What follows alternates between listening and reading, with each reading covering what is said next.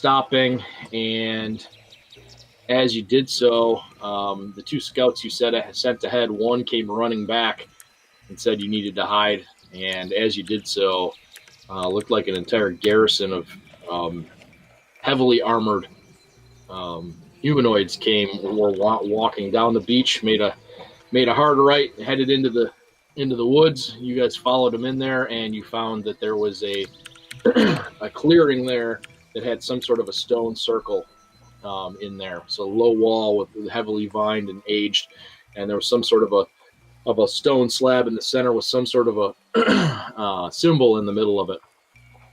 They left, and you guys went to go investigate. As you did so, Owen decided that he thought it'd be a really great idea to test out what it did. And just about as the same time as Alundo said, "Oh, this is some sort of glyph," and it then exploded with lightning arcing everywhere. Well, I believe one correction there. I believe Alundo first said, "Don't touch that," and he said, "What?" Well, yeah, there was a whole dialogue there. I think as he was touching things he shouldn't have, obviously, but that resulted in knocking Alundo unconscious, and you, Strider, and Owen taking some damage from that. Luckily, the rest of the beastmen in the clearing were kind of outside the range of this, although it did arc lightning everywhere. So as you guys did that, you kind of sat down and started rifling through all of Alundo's stuff and came across an interesting book that had some information in it. So you sat there for a couple hours reading it, waiting for Alundo to wake up. What else do adventurers do but loot? Right. Right. And as you did so, shortly thereafter, seemingly from everywhere all at once, you heard someone shout out, "Surrender!" And that's where we stopped it.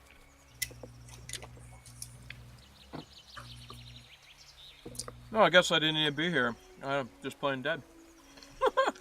That's where we're at right now. I'm sorry, and just the one part of that is, where exactly is Whisper? He's with these guards, because I wasn't there when they left him, right? He put him with the guards on the beach with the boats? Yeah, so Whisper and two of the beast folk headed back down the beach to the boats because they decided, you know what, we don't know what's going on. We don't really need the boat. We don't want to lose the boats. So they headed back down the beach before you saw the huge garrison come down the beach towards you. They headed back. Alundo is unconscious or dead, whatever. Yeah, he's not dead. He's at 0, I believe. So I think he's right at. I'm stabilizing. And around me, do I see how any of these people yet? And do I see how many?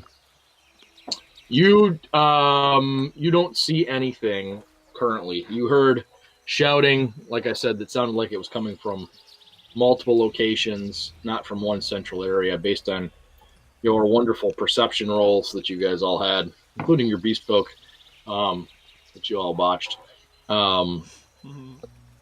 They could be anywhere at this point. Okay. So. And Owen's next to me, the big Minotaur guy, and how many beast folk I have with me? So I did lay this out properly. So 1, 2, 3, 4, 5, 6. Look at the screen. That's okay. 1, 2, 3, 4, 5, 6, and then the one you sent down the path to watch is your rear guard. I'm sorry, that's my fault. I should have just looked at it. Okay. No, it's fine. You have 7 and the Minotaur are with you. Who's that guy standing out in the woods in front of me? That's the rear guard that you sent back there to keep an eye on the path that you guys walked up from the woods. They did a phenomenal job, obviously. Wait, the guy that's in the middle of the woods, he's not even at the path, is he? Which guy? This guy over here? You talking about this guy? Yeah. That's the path, yeah. Didn't we come in from the south? Nope, you came in from the west. Okay. I go, what? Who goes there? Yells out, "Do not test me. We have you surrounded, and we will fire on you if you do not lay down your arms. Make your choice. You have 5 seconds." We're not your enemy. We surrender. Please come out. How many is 5? Says Owen. I say that, while putting my weapon down. I go, we're not your enemy. Come out.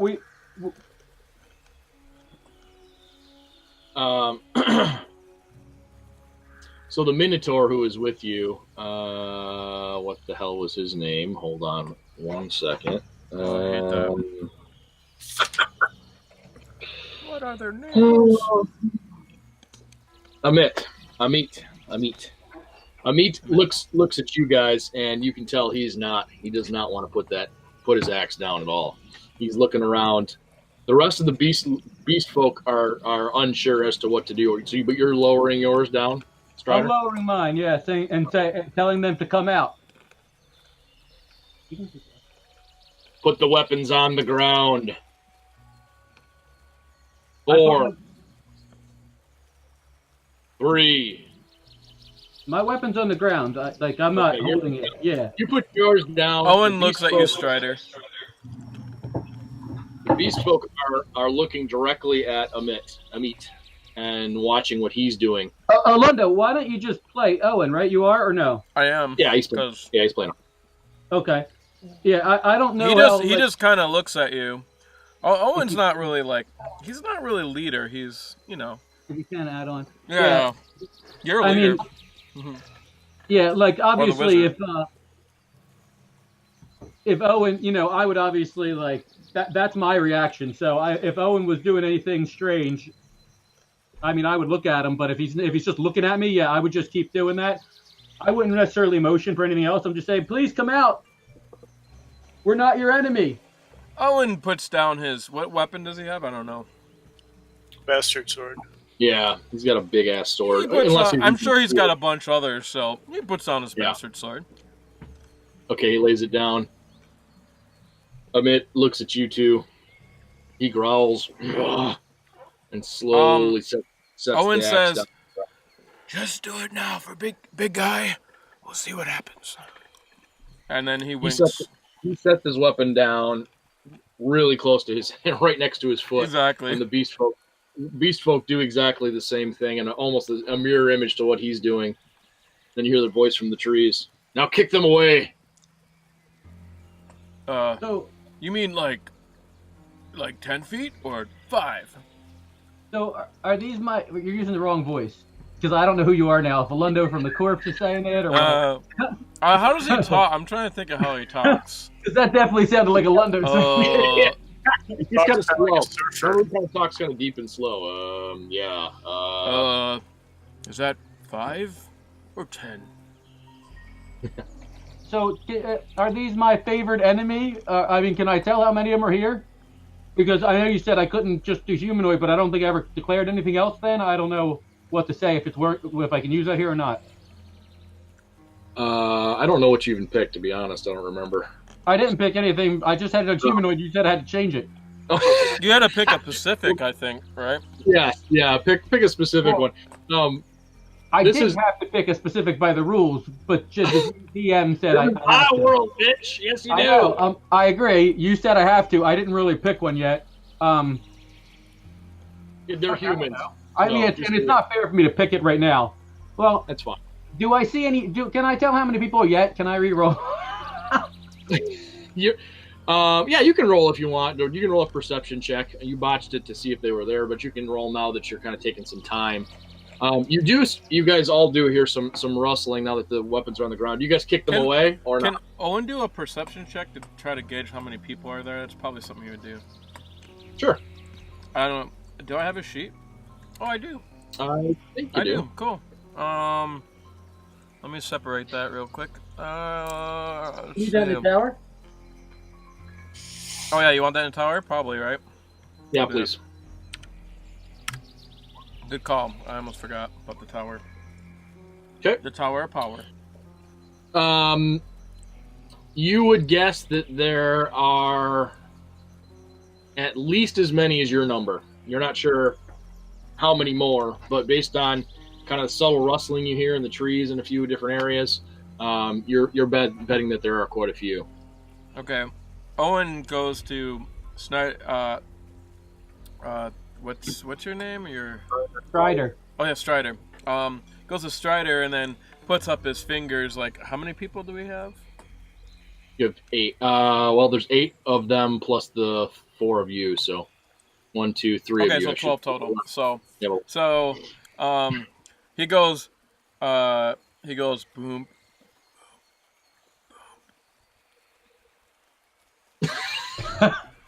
Because he can't count so well.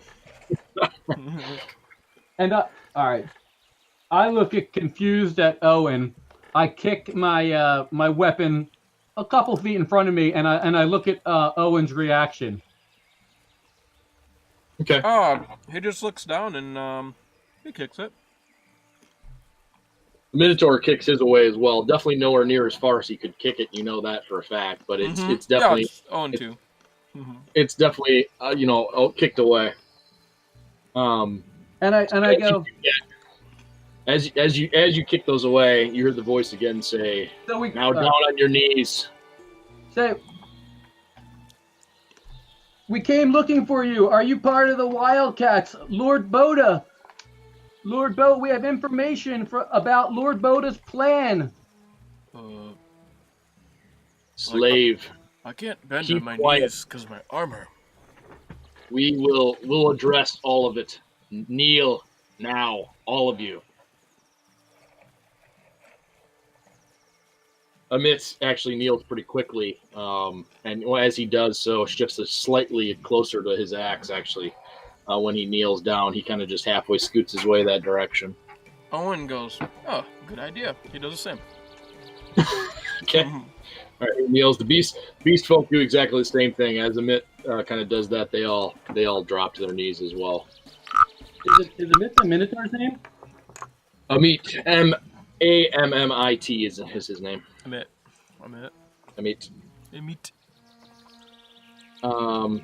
And as you do so, you see, I'm not going to move all these guys, but they all tend to walk forward a bit, and just... Are they in full plate? They do appear to be in full plate. You do see them walk forward out of the trees. Specifically, these guys. What's going on here? There you go. They walk forward out of the trees. They do appear to be the same group that you guys saw or here just moments ago, obviously.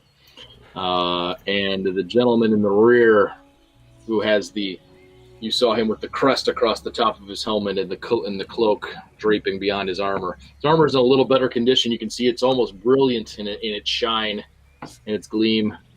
Walks forward, and he says, "Bind them, and then we will talk." And you see the armored garrison split up and start walking to each person and binding them with rope. The beast folk he binds behind their back. He grabs all you guys, does the same. The Minotaur, they actually hog tie. They actually take him and tie his hands to his ankles, have him roll onto his back, and he is seething. You can tell he is everything he can do is contain this, and he looks up at the guy who's binding him, and he says, "You will die for this." And the guy just kind of sneers at him. Do you guys let him bind you, Owen and Strider? Yeah. The Minotaur let him. Sorry, go ahead. Does Owen pick locks or anything like that? I don't know. No, I don't think so. Nope. He will probably try to hide a dagger in his back before he gets held. Yeah, I didn't. They didn't actually disarm you guys. They just wanted the weapons you were carrying to be tossed away. So, whatever you have on your person, sort of conceal it, so just in case they do later. Okay. Maybe. Yeah, he tries to. You can do a stealth check real quick. Do you want me to do it in the tower? Okay. Yeah, please. It's and a then +1. That's cool. And then so you guys let them bind you behind you. And they're not overly rough with you guys, but you can tell that they've got some experience with binding hands. It doesn't feel very loose. It feels pretty secure. So okay, very good. So you guys are all bound, and they kind of move you to the center and kind of put you around the perimeter, kind of around Alundo's body that's now laying across the stone that's there. And he says, "Now this is interesting. You don't often find this many slaves in one place with their controller clearly taking orders or looking to some of the slaves for what to do. This is interesting indeed. What about you, cow? What do you have to say for yourself?" He says to Ahmet. And you can tell the muscles in his neck are starting to bulge and to throb, and you can tell his hands are clenched so tightly that his knuckles are starting to turn white, even though he's covered in fur. He says, "You don't deserve even my answer, human scum." And I go, "Excuse me, sir. Sorry, first, are they wearing Wildcat insignias?" Who? The guys in the full plate? Yeah. No, they are wearing. They have an insignia on their chest of a fist like this that's got fire all the way around it. It's actually not even. It's actually embossed into the actual breastplate itself. And he says, "No matter. I don't need to talk to the livestock. I know how this goes. It's not our first time through here. How about this? Horse, do me a favor. Release these slaves now, and I won't kill you." And Amit is he's just seething. You can tell he's grinding his teeth so hard you guys can hear it from across the clearing. He's so angry. "You will burn in the 9 hells," he says. And whoever he is, the guy that's speaking, says, "So be it. If that's the way it's going to be played, it won't be the first time. Take him." And you see four of the men that are in full plate pull their heavy crossbows up and shoot him directly in the chest. All 4 of them. He takes in the chest. He falls backwards, hands still bound, gurgling blood coming out of his throat. And as that happens, you see the collars around the beast folk's neck snap and fall off. And the beast folk are all looking frantically around at this point, unsure what to do, and almost cower and pull back within their own skin as they're bound and on their knees on the ground. And he says, "Calm yourselves." He says, I've freed you. Now you owe me. Who among you would like to tell me what's happening?" And then he takes another hard look. He looks over at you, Owen. He looks at you, Strider, and he looks at Alundo laying on the ground, and he says, "It gets even more interesting. And who's your controller?" As I said, sir, if you're a foe of Lord Boda, I think I might have some valuable information for you. But as you can see, you have not freed us. You say Boda, and he actually spits on the ground. As you mention his name. Don't speak that name. And I go, "That's what I thought. We just left there. We have a lot of information about what's going on there, and we might be able to work together, possibly, in ending his reign, if you will." By the way, my bat has left, so just let you know. Your bat what? Your bat what? My bat would have left. Disappeared. Oh, right. Okay. Well, I guess if I pass out, I can't even do that because I have to will it. That's what So we're trying to figure out, right? No, I out couldn't do that, and it wouldn't. He's just hanging out, right? Yeah, it wouldn't. No, because the only thing I can do is make it disappear, and it takes an action. So I'm already out. So yeah, never mind. Okay. Not that you guys know it, but it's not really all that crucial at this point. Yeah. So, he says, "Well, perhaps we should continue this discussion elsewhere." he looks at the beast folk who are no longer have the collars and say, I need each one of you to decide what you're going to do here. Are you going to come with me and we can talk about how to reintegrate you back into your communities? Or does it end here? And you can tell that some of them don't quite understand what he's saying. They kind of are, they're looking at the others kind of intently. And then a couple of them clearly do get it. I send the confused ones mental messages to go with them. And I say out loud, go with him, friends. Go willingly. Looks like the ones that are of, either the coyote or fox half-breed seem to all get it pretty well and say, we will accompany you for now. And he says, do any of that's them all speak that Frey? What's that? Does any of them speak Frey? Savin, right? None of the beast folk do. Okay. But you don't know obviously about the garrison. Yeah, no, I'm not worried about the garrison. I just okay. About the beast folk. Yeah, I don't think you've ever tried, to be honest. But no, none. You don't think that they do. You kind of from your time with them and listening, it seems like kind of almost like a unique or even like a slang kind of dialect of some sort of something they've made up within their kind of half breeds. It seems to be a little different between all of them too. So the ones that don't seem to quite get it, the half breeds, the foxkins, they kind of say a few things you guys don't understand, and the rest of them kind of nod in acknowledgement. So he says, all right, well,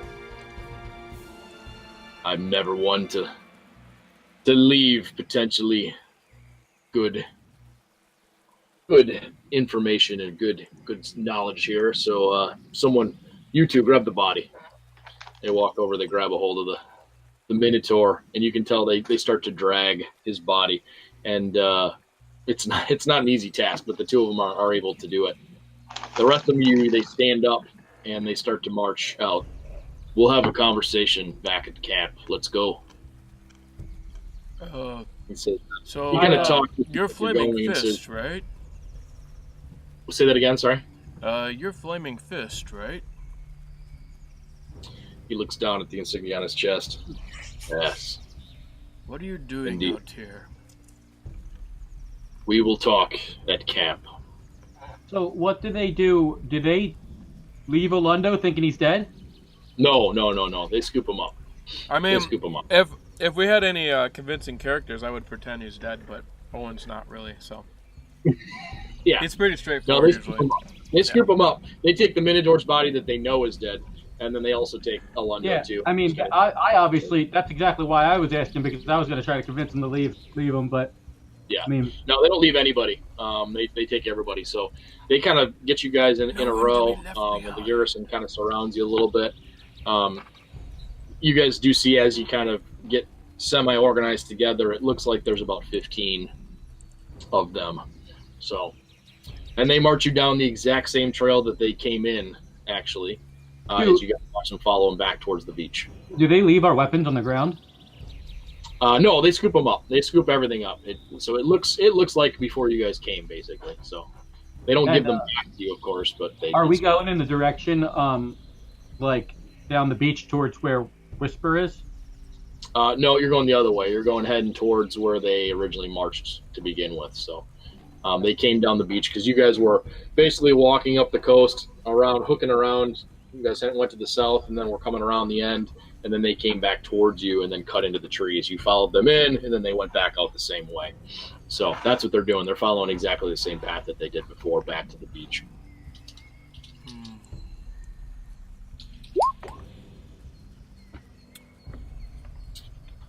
Whisper, you can roll a, I guess, persuasion check.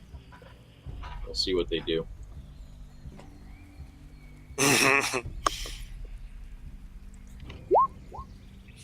Oh, good. That works.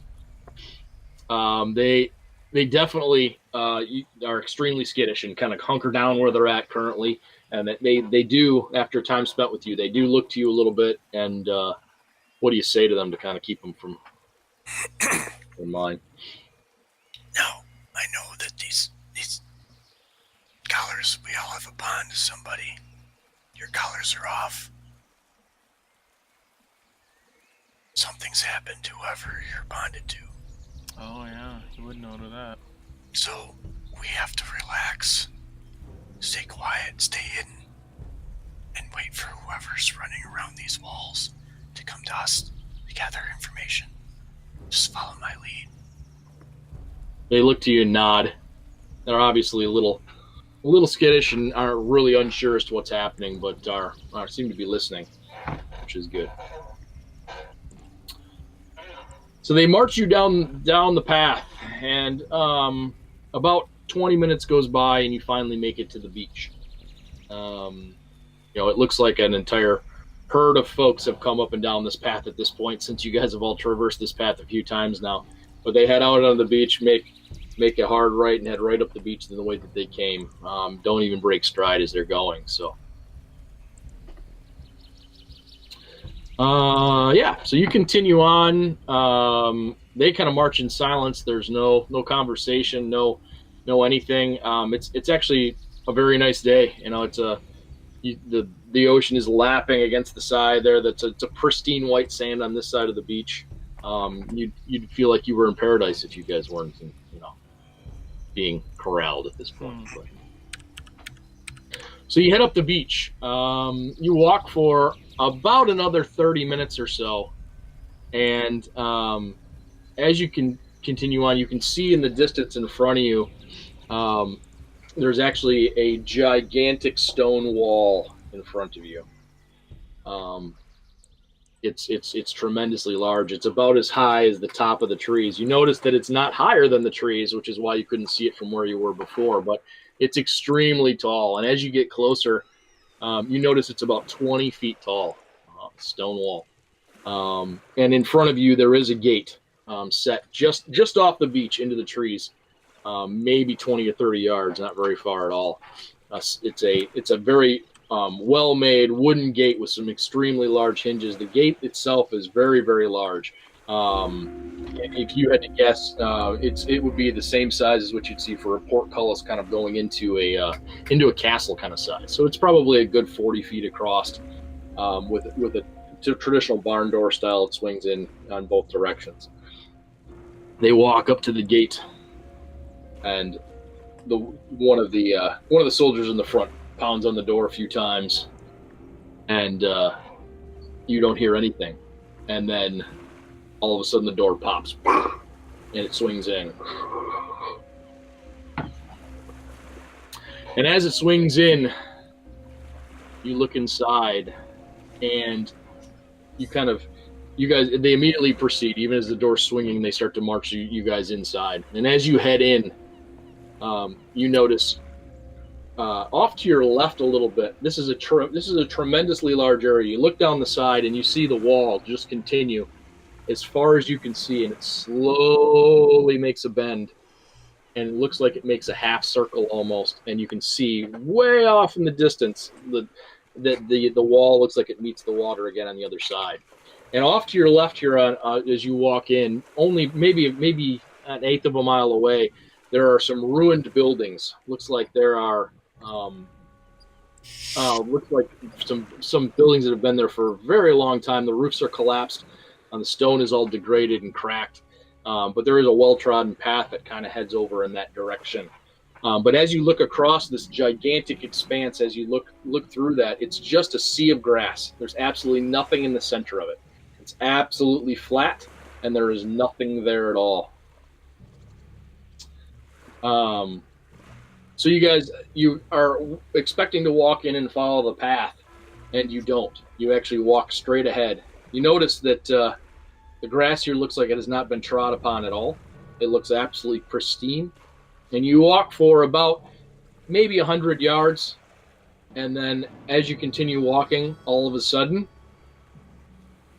pops into existence this gigantic manor house directly in front of you, and an encampment, and a blacksmith shop, and it looks like cook fire and a tannery and an area where they've skinning animals, a butchery area, an entire encampment of people. And as you walk in, there's another 15 or 20 at a quick count of these soldiers in various armor. Not all of them are in full plate, but you can tell that they have they all have the insignia of some sort there. Owen grabs his trinkets and starts praying to his god. Yeah. You see him get a little bit white, too, when he sees this. Yeah. And as you continue and walk the other way, you look behind you, and it looks exactly the same. There's nothing that's any different. But you swear that this wasn't here just a second ago. And you walk in, and they take you over to a very plain stone building that you clearly can tell is some sort of a holding cell from the bars that are on those very, very small windows. And they walk you in and start to divvy you up into the various cells. This building is not very big. It's only got 3 cells in it total. And as they kind of get you in, it's a little bit of a tight fit. But they put you in and shut the door and say, "We'll talk to each one of you here shortly. Apologize for the accommodations, but we don't normally get a group this size all at once. We'll be with you soon. As soon as I need to go talk to. No matter. I'll be back." And he walks out. You notice that there are 2 guards stationed outside the door. You can see them kind of flanking either side of the door. There's a single entrance in and out of here. Like I said, it's a simple stone building with 3 cells in here, and these are steel bar doors that are there. By the way, they did not put the Minotaur's body or Alundo in the cell with you, just so you know. Okay. Do I see him take Alundo somewhere? They march you into the cells, put you in there, and you can kind of halfway look out the door, and you see that they've actually are taking Alundo, looks like, to another area of the camp. You kind of see him walk past and head more towards the Manor Horse direction where you guys were. So. And I would say, "Excuse me, sir. My friend is in desperate need of medical attention. He's a very, very old man, and he may die. Could you please see to his wounds, his injuries?" One of the guards by the door does stick his head in and say, "They'll take care of him. If he can be saved, he will. They will be with you soon."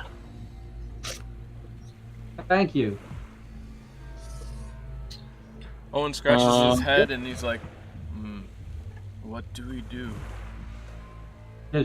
Do I feel like these guards can hear us, right? Oh yeah, they're not far. They're very close. Actually, let me move you over to the map so you guys aren't all guessing. Sorry.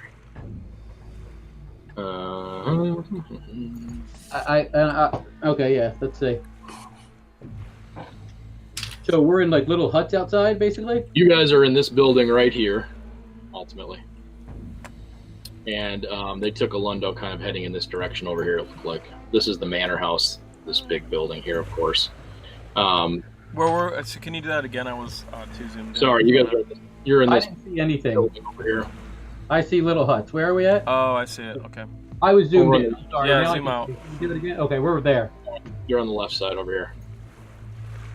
I go, "Owen, I think we should just be honest and join sides with these gentlemen, as, you know, since Lord Boda sent us here to our deaths, as, sent us to our doom here, and we should tell him we have a lot of good information to help them take down Lord Boda." I suppose so. What would the wizard do?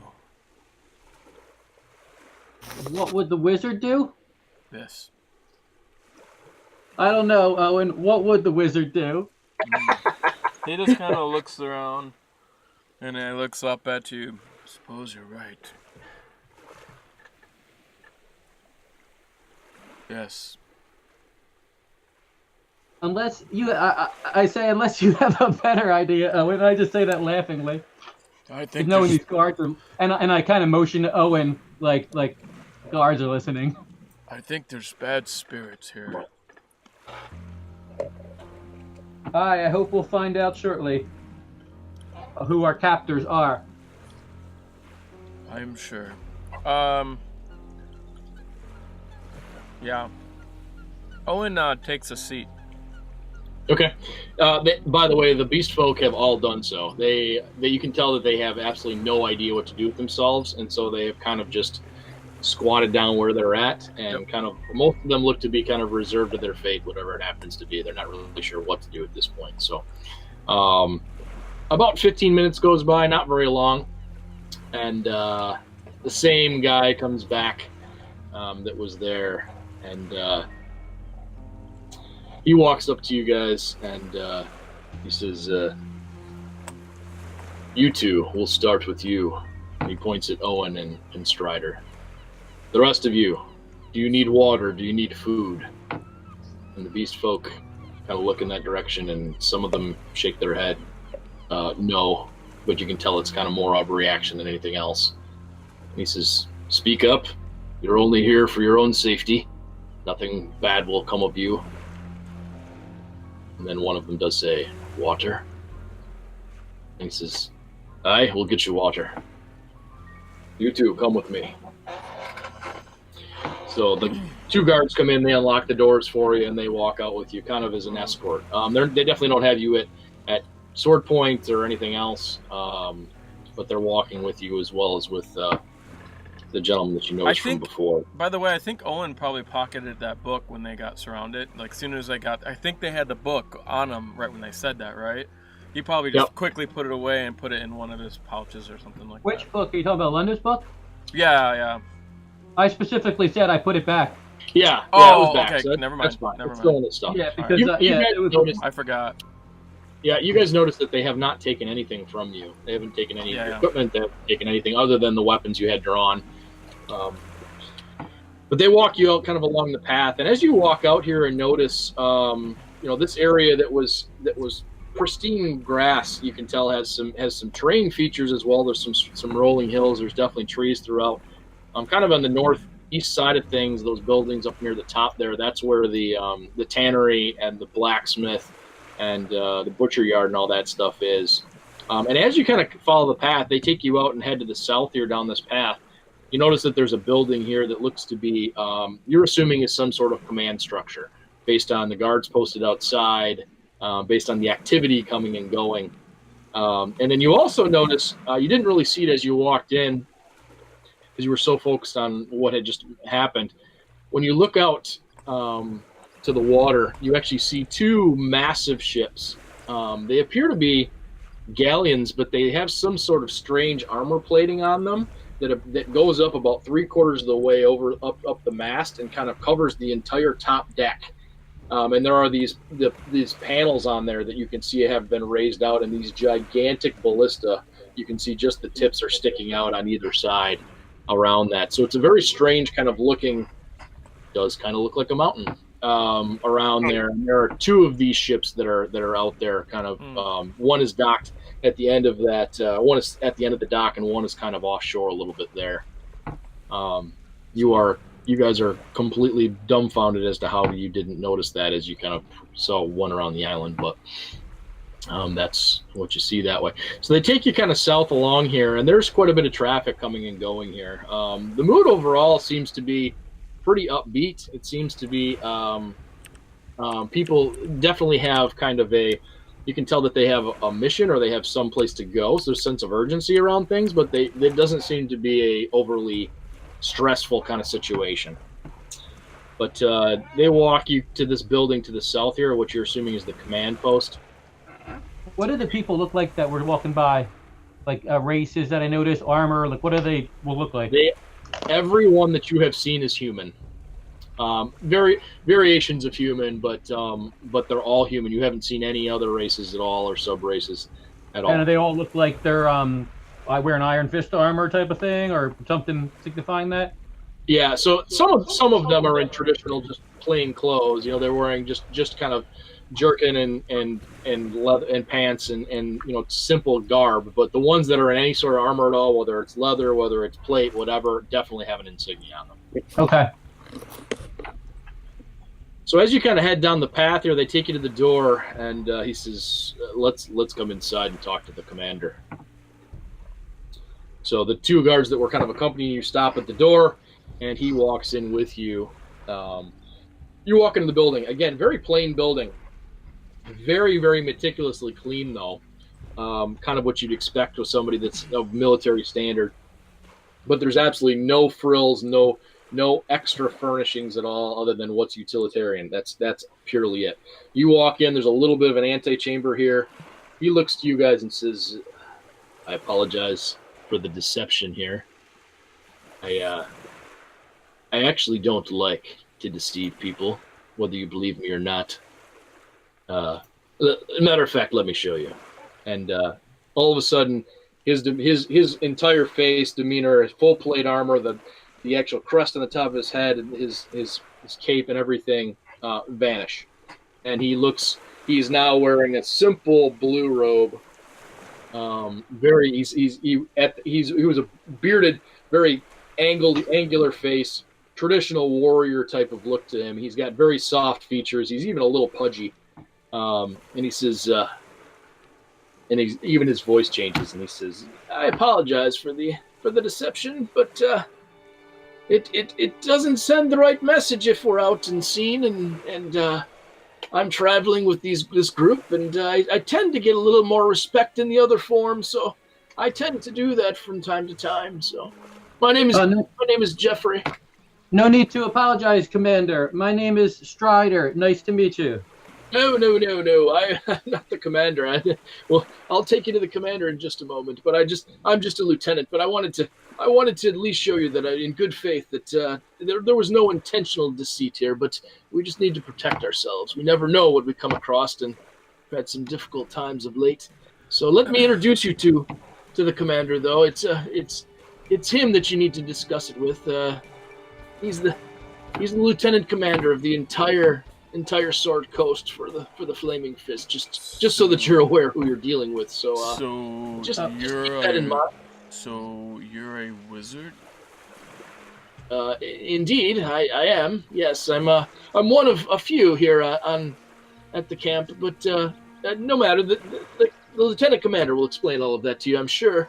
So what did he say his name was? What's that, sir? What? Jeffrey. What did he say his name was? Jeffrey. Thank you. Yes, I'm Jeffrey. So let me announce you shortly. Yes, he goes to the door. He raps on the door, and you hear from inside, "Come." He swings the door open, and you walk in, and at a very, very simple writing desk, there's a lantern on the desk, and the desk is covered with papers. There are a lot of papers on the desk, but it is very meticulously laid out, you can tell in here. And as you walk in, he stands. And this gentleman is a very imposing figure. Let me show you what he looks like, matter of fact. Are our hands bound? They are not. No, they are not bound.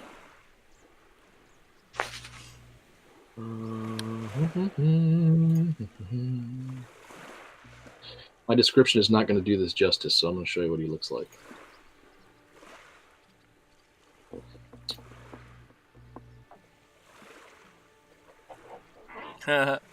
Awesome. Santa Claus in green. Yes, he is in fact human, but he's got very dwarvish features, but he's large. He's probably 6'2"-ish kind of range. But he looks like he is freshly off a boat, which is not what you've seen from the rest of the crew. But he does wear kind of a draping kind of garb there that does have the Flaming Fist symbol tattooed on the center of this simple outfit. And he does carry, in fact, two swords. One you think is probably a scimitar style of sword, and the other one probably is a rapier that's there. And he stands up and he says, "Well, what do we have here? Jeffrey was just filling me in on the strange series of events that's occurred this afternoon. Please take a seat." Well met. I am Owen. There are a couple chairs there. He says, Owen and your friend will be with us shortly. He's just recovering." Oh, thank you for taking care of him, Commander. My name is Strider. You can roll for it if you want for a Lundo. Sean, they gave you a potion of healing or something? Yeah, not the basic, but the one step up. The 4x4. 4x4. .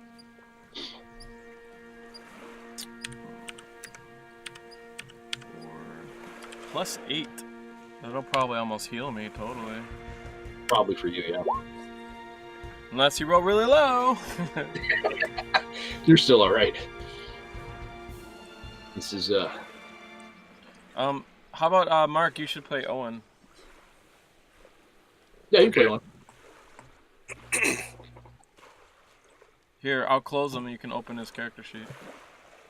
I think you have access to him too. Wait a minute. Oh, okay, sorry. Yeah, we're gonna jump to him to Whisper in a second, but yeah, I want to get through this little part here real quick. He says, "Let me introduce myself. My name is Leeward Hillock. I'm the Deacon of the Flame, Lieutenant Major of the Waters of the Flaming Fist, in charge of the waters of the short Sword Coast for the Flaming Fist. And who might you be?" Is Orlando here? We'll say Orlando walks in, kind of just as the introduction. He doesn't have to. I was just wondering. Oh, I wasn't fine. sure what. No, it's fine. He was coming along anyway, so rather than kind of have to get a second hand, that's fine. We'll say Jeffrey came to get you and walked you in, and you guys were chatting up along the way. So. Hello. You guys see Orlando walk in behind you, Strider, and Owen, of course. Oh, Orlando, glad to see you back on your feet. Welcome, yes. friend. I was just. The last thing I remember is a big, bright flash, and I took a. There's our little guy. How are you doing, Orlando? Oh, hello. Are you okay? Hey, what's going on? Where is it? Commander, I'm Owen. Did we win? Holstrom. Did we take them?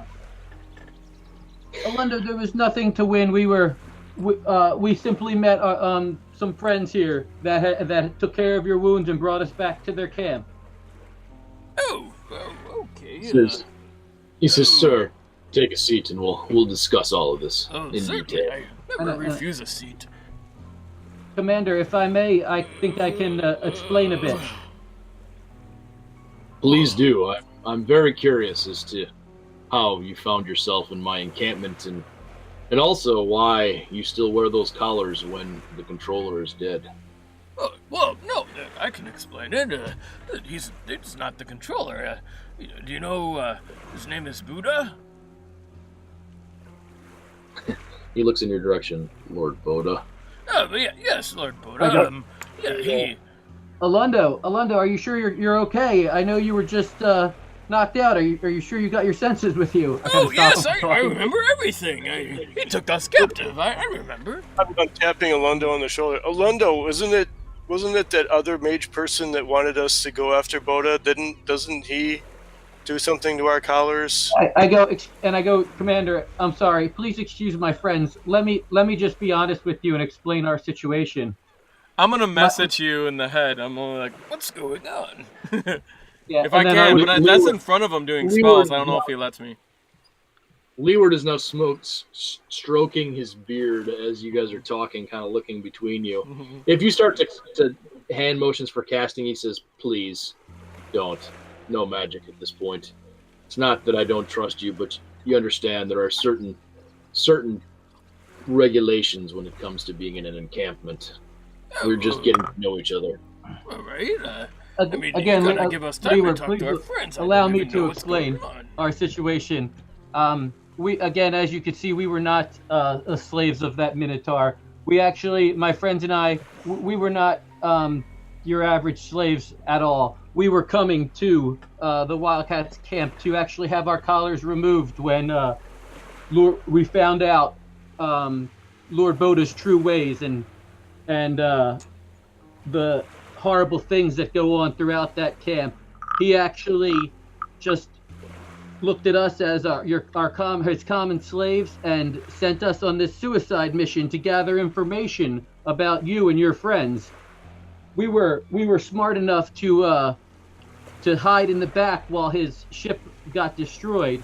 He was expecting it to be attacked, and we didn't want any part of that. So then we came ashore here with his Minotaur slaver watching over us that your men took care of, and that's how we got here. We are no friends of Lord Boda either. In fact, we have good information about his camp, and we are really just here for our freedom. What's going? What did you say, Kalendo? Wait, is Emmett dead? He's dead. Oh dear, I was beginning to like him. He wasn't too You bad. missed a lot when you took your nap, Alundo. Oh, I guess so. You got electrocuted or whatever. I go You check touched to make the- sure everything's there in my bag. Remember when you touched that? Leeward. You took that nap.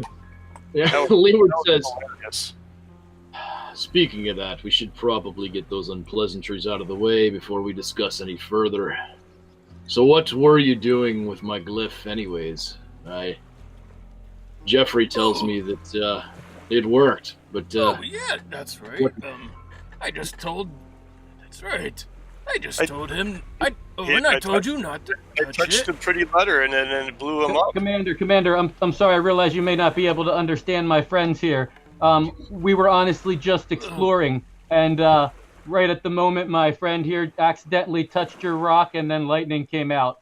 Alundo, Yes. are we speaking a different language? Wait, I always wondered what would happen Saying- when you touch a why is he glyph. I asking mean, if people understand us. Are we speaking a different language? he says, oh, what all right. language would you like to speak? please, let's simplify this a bit. So, Please, I like simple.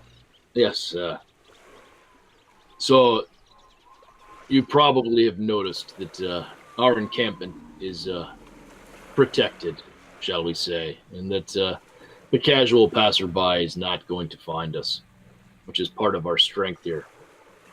But that stones that you tampered with intentionally or otherwise are a crucial part of the other safety mechanism we must have in place on this island.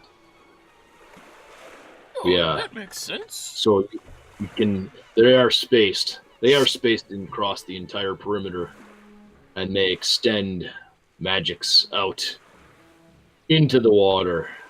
I don't know myself exactly what's entailed with it, other than I know that Jeffrey or a mage wizard of his ilk Who's must Jeffrey? visit these stones every 10 day, or the magic will cease to function. So he also puts traps on them, I guess, and that's what you apparently triggered. Oh, I've Which always wondered what a glyph felt like when you touched it. I've read about it in books many times. Now, Commander, I've been on the water for many decades, and I've never seen Ballista use chains like that before. That was a pretty big trick. My master would have been very impressed by that, but looking back at it, we never had that happen to us on the water either, even though he was a mage and we fought a lot of different pirates. Yes, well, that is one of my engineer's own design. They won't find any other ships like the pair that we have on the water, I don't believe, but they have been extremely useful. They do tend to cause a lot of casualties, unfortunately, and most of the slaves don't survive. I was happy to hear that you were able to escape. The one question I do have for you: when my men observed you around the glyph, it appeared that although clearly you're bound and have these collars in place, that the Minotaur was almost looking to you for decision making, and that doesn't quite add up to me. So can you shed some light on that, as to how someone who supposedly is a slave and bound to someone could be in control of one of the slavers? Aye, Well, Commander. He was a really dumb Minotaur. Commander, I believe I could shed some light on that for you. You see, Lord Boda had sent him with us to watch over us. He was worried that we would double cross him, knowing that we came there in force. He sent one of his trusted men to watch over us, and the Minotaur was trying to just stay hands off and let us lead the way. He said we would have 2 days to help gather information on you before he would kill us. Let's see. That's interesting. Well, it seems that you still find yourselves in a pretty dire straits, if I understand correctly, since those collars didn't come off when the Minotaur was slain. That means your controller must still be elsewhere. And if I understand correctly from the other slaves I've encountered, there's a time limit on them before they'll activate and kill. So, where is this controller of yours? That's correct, Commander. We were given a 30-day extension to be able to serve Lord Boda, and what my hopes is that we might be able to work with you to possibly take down his evil rule. If respectfully, if I may ask, are you at war with Lord Boda? We have been contracted to interrupt Boda's supply chain and his trade routes, and ultimately attempt to draw the cow out and dispatch him. Although he seems to be too smart for that, we have not heard or seen any movement from him directly. He's not left the compound in many months. I don't think that we would be able to get him out, but I definitely think we might be able to help you get rid of him, if you know what I mean. Yes, if we got rid of them, we wouldn't be slaves anymore. This would work out perfect. So do I understand correctly that Boda controls you? He's your controller for your collars. No. It's some other. Oh no, yes, he is. It's not that other guy with the horns. Yeah, yes, it is. You didn't understand what the man, guy was saying. I can't even tell if this is. Wow, you guys are good. Hold on a second. I'm gonna have him roll. We'll see if he believes you. We'll do a resisted roll. So, Orlando, you're trying to obviously trying to hide that from him. So, if you want to do a deception check real quick, we'll do it against mine. Oh God! Lord Boda controlled us. He's trying to say that Bodas controls us, and then Owen, of course, is being honest and saying, no, it's okay. That's good enough. Lucky you. Yeah, lucky. Slow down. Someone explain. Who? Let me explain. Who needs to? Who is it that we need to find? Lord Boda. Boda. It is Boda. All right. So wait, and I look at Alondo inquisitively. And I just kind of put my eyes up and go like, of course it is. Like, And then, yes, of course. I look back at the commander. I think my old friend might be confused. Lord Boda was supposed to control us, but there was a bit of deception going on at his camp. Again, I think this all might be useful to you.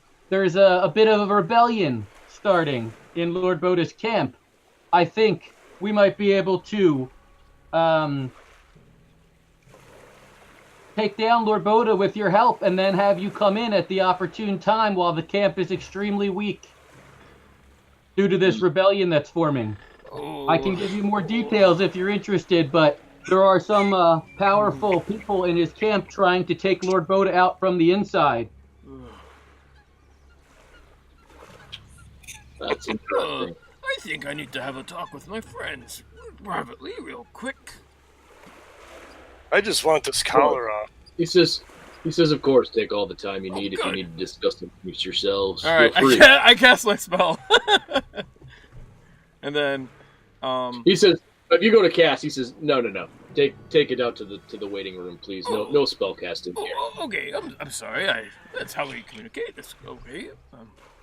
He motions you out to the outside. He said, when you're ready, come back and we'll discuss further. All right, you guys can talk about that. While you do that, Whisper, you're heading along the side, and as you continue around, about another hour goes by of you very quietly walking along, and you do notice you're coming up to. You can smell the ocean much stronger along here, and you do see a gate that's just barely off the beach, kind of set into the side there. Large wooden gate. And the beast folk, the two that are there, are still traveling with you along that, actually. So, Okay. So there's a gate right along the beach. It's about 20 yards off the beach, but it's in this gigantic wall. This wall is pretty featureless of the entire area that you've been. It's just a 20-foot stone wall all the way along, and you get to this one spot there is a very large, probably 40-foot wide stone wooden gate. All right. So as I'm tracking, I was coming from the, I guess, the right side of the map. Yeah, so if you're on this map, you're going to be coming from. Hold on a second. Yeah, you'd be coming from the right. Yep. Okay. By the way, what you're seeing on the map here is not what you see at all as Whisper. Yeah. What you literally see is a gigantic stone wall, trees all the way along the outside of it, and just a wall, and then. None of the perception or investigation checks have come up with any sound or any kind of. Right. No, it all looks to be on the up and up for you. There's nothing that you see that's odd. No, there's. I'll mention to the beastmen, and I'm guessing that they're having sensory issues too, right? So I'm like, absolutely. There's got to be some kind of magical interference happening here. If we can't hear and you guys can't smell. So they kind of shrug and. Maybe it has something to do with why your collar came off. I don't know. Or Minotaur's dead. They kind of nod. And the wall is 20 feet high. Yeah. It's definitely well made, but with your abilities, you think you probably could scale it if you wanted to.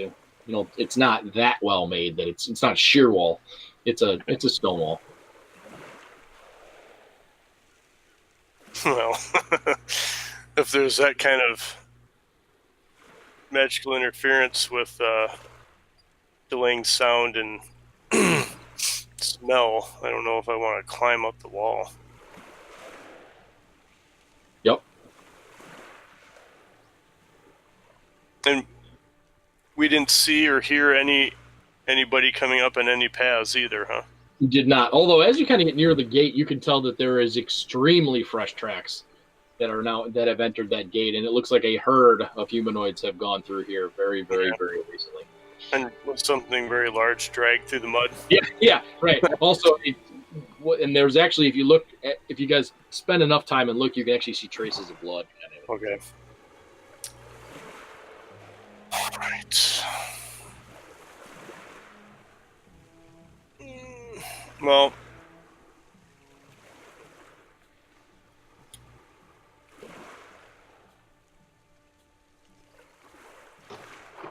trying to think, because I've never lived on land. Right. I think I'm just going to knock on the gate. Okay. You walk up, rap on the gate a little bit, and you hear absolutely nothing. No noise at all. And then all of a sudden, the doors pop and swing in.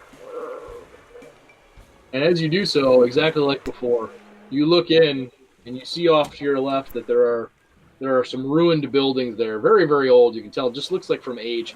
Roofs have collapsed. They're completely vine-covered, very, very old structure. And there's a path that leads directly over to that.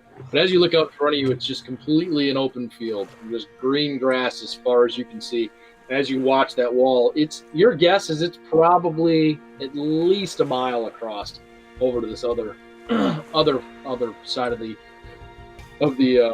wall. But you can see that wall kind of takes a nice half moon kind of path and ends up in the water on the other side.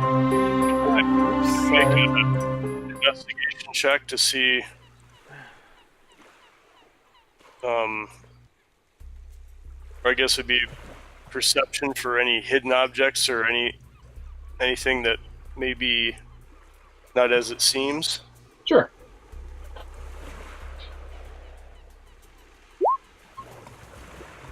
That is just enough, believe it or not. You notice that there is as kind of like what you saw in the water. Actually, there is a very, very slight shimmer in front of you, maybe 50 to 100 yards in front of you. Just you can just barely catch as you when you focus on it. When you turn and look in that direction, it's completely fine. But out of the corner of your eye, you can see just a little bit of shimmer that happens occasionally. You can't quite place it, but something seems a bit off. Okay. I'll turn to the beastmen. Can you guys smell anything yet? They both shake their head. Yes. There's something. I can't tell what it is, but I think we should go straight. So I'll just guide them out. Okay. I'm assuming you probably carefully or stealthily kind of walk forward. Yeah. You want us to roll since we're in a new? Oh yeah, you can roll the tower if you like. Be good. In the Tower of Power.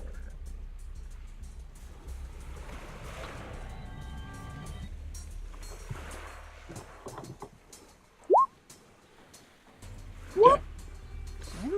Very cool. So you walk forward very stealthily. You think you're being extremely quiet, moving along, and continue on. And then all of a sudden, directly in front of you, it opens up.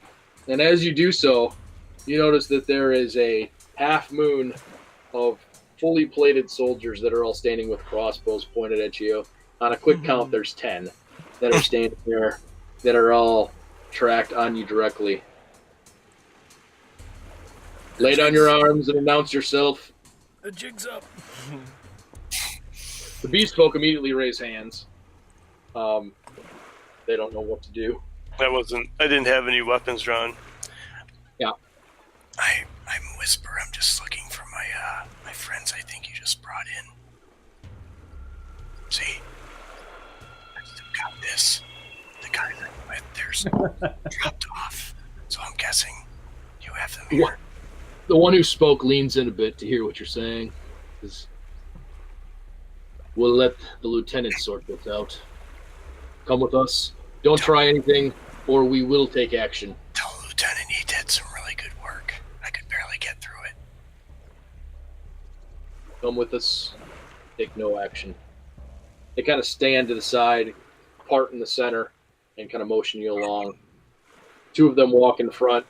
2 walk behind, and the rest flank you on either side and walk you towards what the same holding area that they were placed in originally. They walk you in. You walk in and you see 3 cells that are filled with beast folk. You don't see any evidence of Owen or Strider or Orlando, but they do motion you in and say, "We apologize for the accommodations, and the lieutenant will be with you shortly. Please. Is there anything you need? Do you need water? Do you need food?" Make sure that my companions get some water. I should be okay. Yes, we will. We'll be with you shortly. They walk out. Okay, we'll go back to the other side real quick.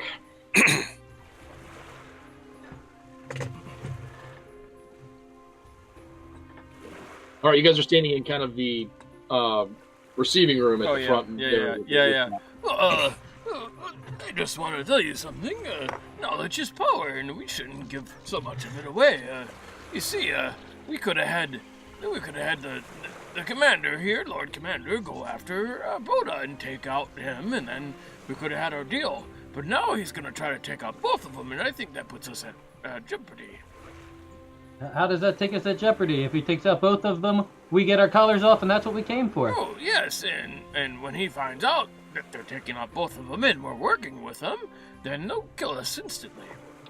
We're not working with them. We're just here for ourselves. I told them everything. He put these collars. They told us we had to do this or we'd die.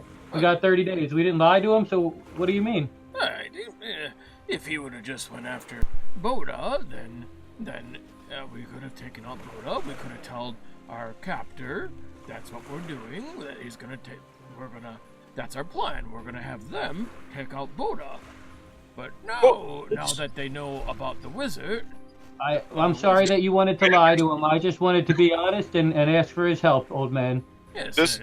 This commander seems like he's doing everybody a favor by trying to get rid of these slavers. Shouldn't we be doing that? Well, Yeah, I think it sounds like a good idea to me. I want to help him get rid of them too. And maybe we could even have them help Thorin at Squallhaven. Well, I mean, that's what I'm afraid of. Why is he out here doing this? I mean, well, he said that he retired. Somebody's paying him to do that, and that I agree. We would love to have more information on, but for now, with the situation we're in, I think we should try to be on his side and get him to help us. We're being too easily to trust others. I've read about this many times in books. When one side, there's two opposing sides, and they have both what they want. I appreciate your knowledge it's going to be benefit and all the research you've done. I appreciate that. Unless you have a recommended course of action, I suggest we continue joining forces to get rid of Boda and get us free what we came for. Wouldn't you like to be free, Alondo? As you guys are talking, you hear a slight knock. It sounds like, and you turn around, and look, and it's Jeffrey knocking on the door frame. He says, "Excuse me, I don't mean to interrupt, but was there another member in your party?" Who are you? It's Jeffrey. You know who Jeffrey is because you walked up with him too. Jeffrey, we did leave our one friend on the beach guarding our small tender boat. His name is Whisper. Whisper. All right. Well, he's here. So let me. I'll bring him, and you guys can all discuss. Just a moment. Thank you, Jeffrey. Wait, he runs off. Here too. He runs off, and a few moments later, Whisper comes walking in, accompanied by Jeffrey, and he says, "All right, do me a favor. I know that you obviously have been through quite the ordeal, but don't keep the lieutenant commander waiting too long. He's a man of patience, but only to a point. So just a word of warning. But carry on." And he turns around and walks. And I just say, Alondo, yes, I don't think we really have anything else to discuss unless you have some other idea. I'm gonna have to think about it, but let's before we jump to conclusions, let's think, keep our heads on, and not agree to anything so rash. Guys, weren't the illusions of this place awesome? It took me forever to get in here. I want to agree to anything I think gets this collar off our necks the easiest, which I believe I'm doing, and I kind of walk out. Okay, I guess the meeting's over. Whisper, what'd you say? Never mind, it just took me a long time to find you guys. Whisper, I give him a hug. I'm glad you're alive.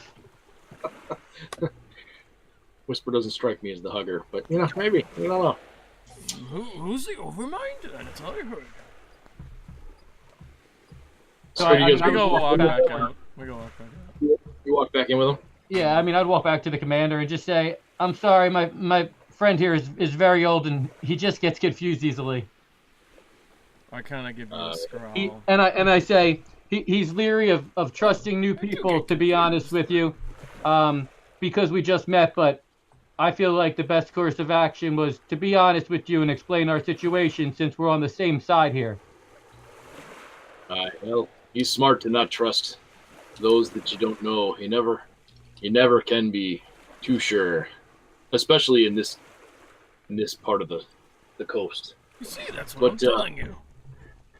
But I do find your conversation and your idea of working together intriguing. We've been unable to get to Boda, and clearly you need to get to Boda to free yourselves as well. So perhaps we can tailor one of the plans we had a little bit to your situation. Let me call in Jeffrey. This is Jeffrey. And pretty promptly he shows up. Make insight checks on both of them to see if they're buying what we're talking about. Yeah, that's what we need. Our liar. I mean our lie dog. Yeah, absolutely. Lie detector. Yeah, you think they're telling the truth. You do know that there's a lot more to them than how they're acting. They're keeping it extremely light, and you can tell it's a very cordial kind of conversation. But you can tell that there's a lot more to this group than what they're letting on. But from what they're saying, you believe that it's truthful. Especially with the level of wizardry that's going on. Yeah, it's not a ragtag group. You know that for a fact. He says, Jeffrey, where do we stand with the latest plan? And Jeffrey says, well, you see, he scratches the back of his head. Lieutenant Commander, we just have run into a little bit of difficulty trying to incorporate the magic with the engineer. He's like, I don't want to hear excuses. I need to know, where do we stand? Is it ready or not? Well, I think we'll probably have it done within the next day or so, I believe. But just a few more tests. He says, I don't want to hear any more, Jeffrey. Just let me know when it's done, and we are going to take these folks up on their offer to help. And I think this is the perfect opportunity to get it to happen. Are you talking about that big thing that shimmers in the water? Yeah, that's part of it, friend. It definitely will be part of it. Lord Commander, would you kindly enlighten us on our plan? Maybe we could give you some input as well from our point of view, from what we know of Lord Boda and his encampment. We will get to that. I promise you. You've been through quite the ordeal between us destroying your ship and you getting here and finding out. And of course, with your friend almost dying here, it's been quite the day. We'll meet again tomorrow morning. You have free reign of the encampment here. All that we ask is that you don't leave the walls. But feel free to take us up on our hospitality. The cook makes some amazing stew, actually. We're in his office right now, right? Yeah. Yep. Can I make a quick investigation check to see if I see anything that may lend itself to what they're planning? Anything on the walls, or maybe a drawing on the desk? Absolutely. Yep.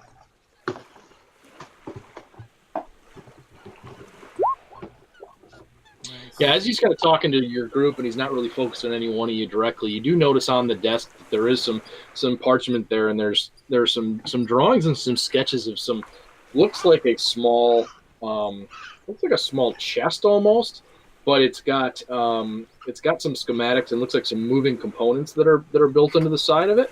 It looks like a very intricate kind of a chest, and there's some language that's written there that it says mixture not right.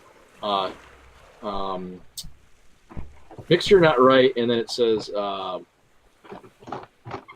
not very close, too volatile is what it says.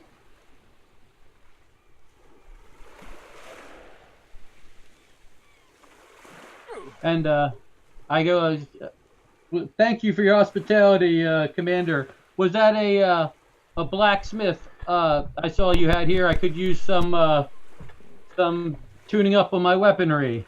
Indeed. Take your weapons. Speaking of which, we'll return those to you, sure. Absolutely. Just see the guard outside. He'll get those back to you. The last thing I want to discuss with you before you go, what should we do with the beast folk that accompanied you? Oh. You know them. For now, they may be useful to us, Commander, as we may need them to take out Lord Boda. Again, I don't know your plans yet, so for now, I think they could still serve of a use to us. But you should let them know that we're still loyal to Boda. Don't tell them our plans to take out Boda or anything like that. It's important that the word doesn't get back to them, and we could maybe use them as part of a ship as a decoy or something. I would agree. For us to easily infiltrate the camp back at Lord Boda's, we would need to keep our disguise as if we're working for them. I think we have to make sure that they know that they're not prisoners. The reason I ask you is they are broken. We have to rebuild them. The reason that I ask you, and the reason that I even bother, is that it seems that you have a different relationship with these beast folk than the others that we've encountered. The few that have survived and made it to the island here, when we've freed them, they've either attacked, run away, or attempted to get back to Boda, seeming that's all that they know. So we will not be freeing them and letting them loose inside the encampment here. But if you believe that they can serve a purpose in some sort of a freed capacity, we'll consider it. Normally, we would just let them go on the island. It's big enough that they can live out their lives in peace, and there actually are a small community of them that we encounter from time to time. They keep to themselves, and they live on the northwest corner of the island. The foxes and the coyotes tend to be more intelligent than the others. Indeed. If I may suggest, if you just keep them for the night, depending on your plan, and that may give me some time to communicate with them more and find out where their loyalties may lie now that they're free. I think it's maybe wise that we stay with them and we stay as a group, like we're captured with them, like we're in it together. And in the morning, you let us all go. You know, you can keep us in a cell and say you've seen that we mean them no harm, and you kind of let us go, and maybe we can make a plan to go in as decoys. But we can talk about that later. They may be able to draw us a map of the Hellcats. Well, yes. If it's okay with you, I do agree with my friend here.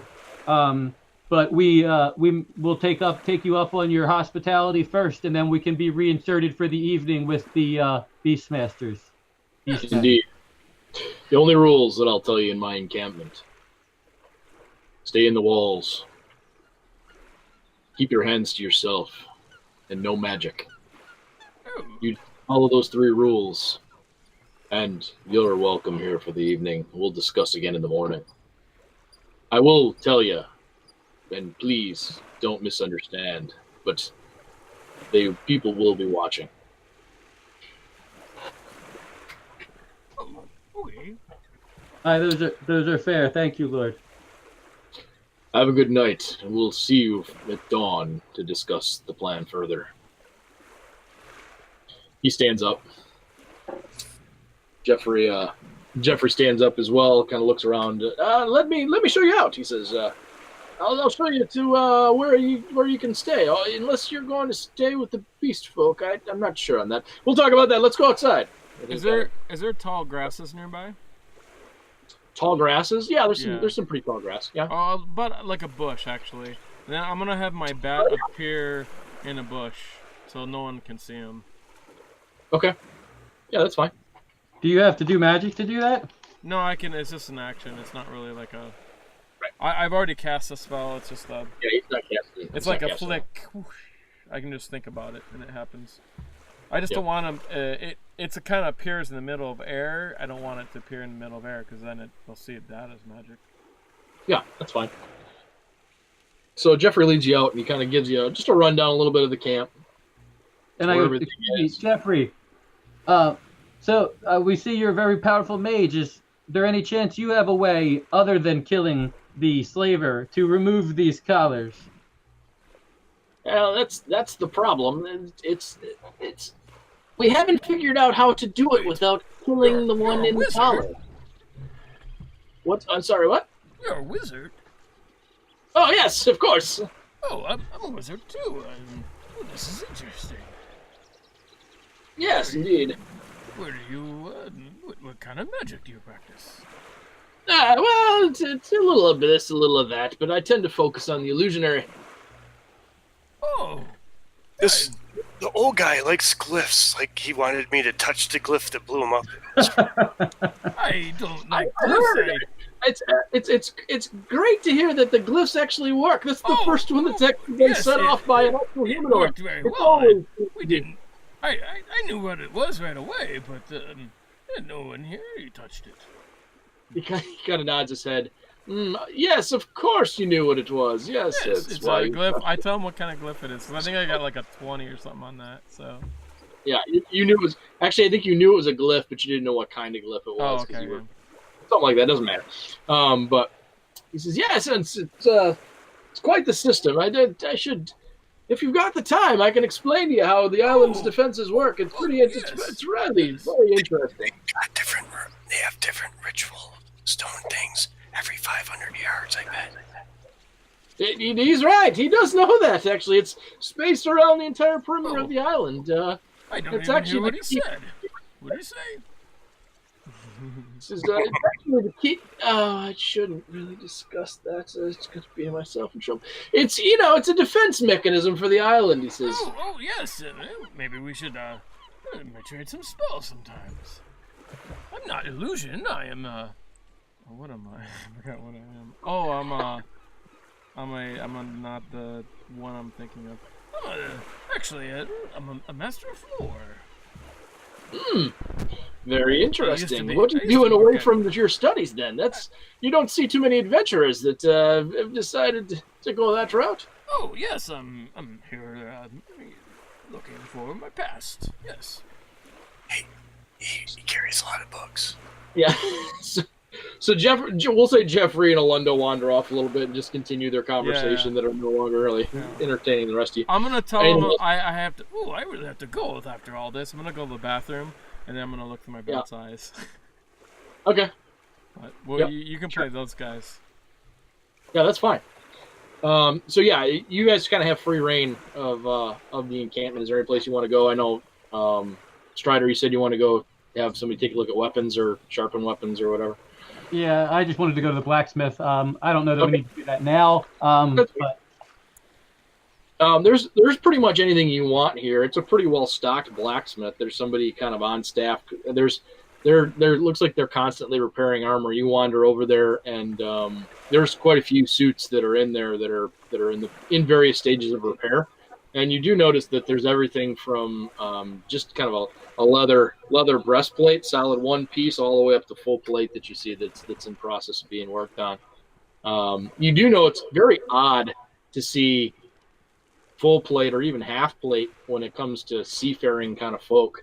This has got to be, you're assuming, probably left over from the roots of kind of where this mercenary group comes from. So yeah, I'd kind of go in and say hi to the blacksmith. I guess I'd introduce myself, see if he's like working shop, or see what I see in there, and just talk to him.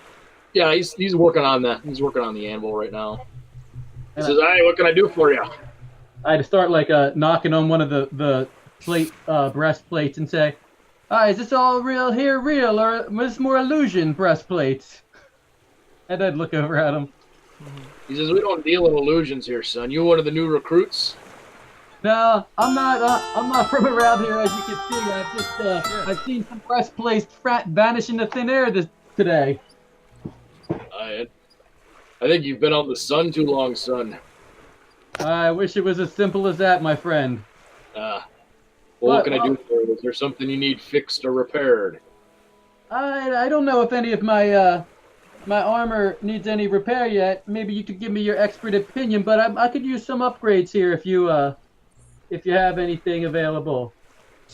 What are you looking for? Possibly another rapier. I have got a few.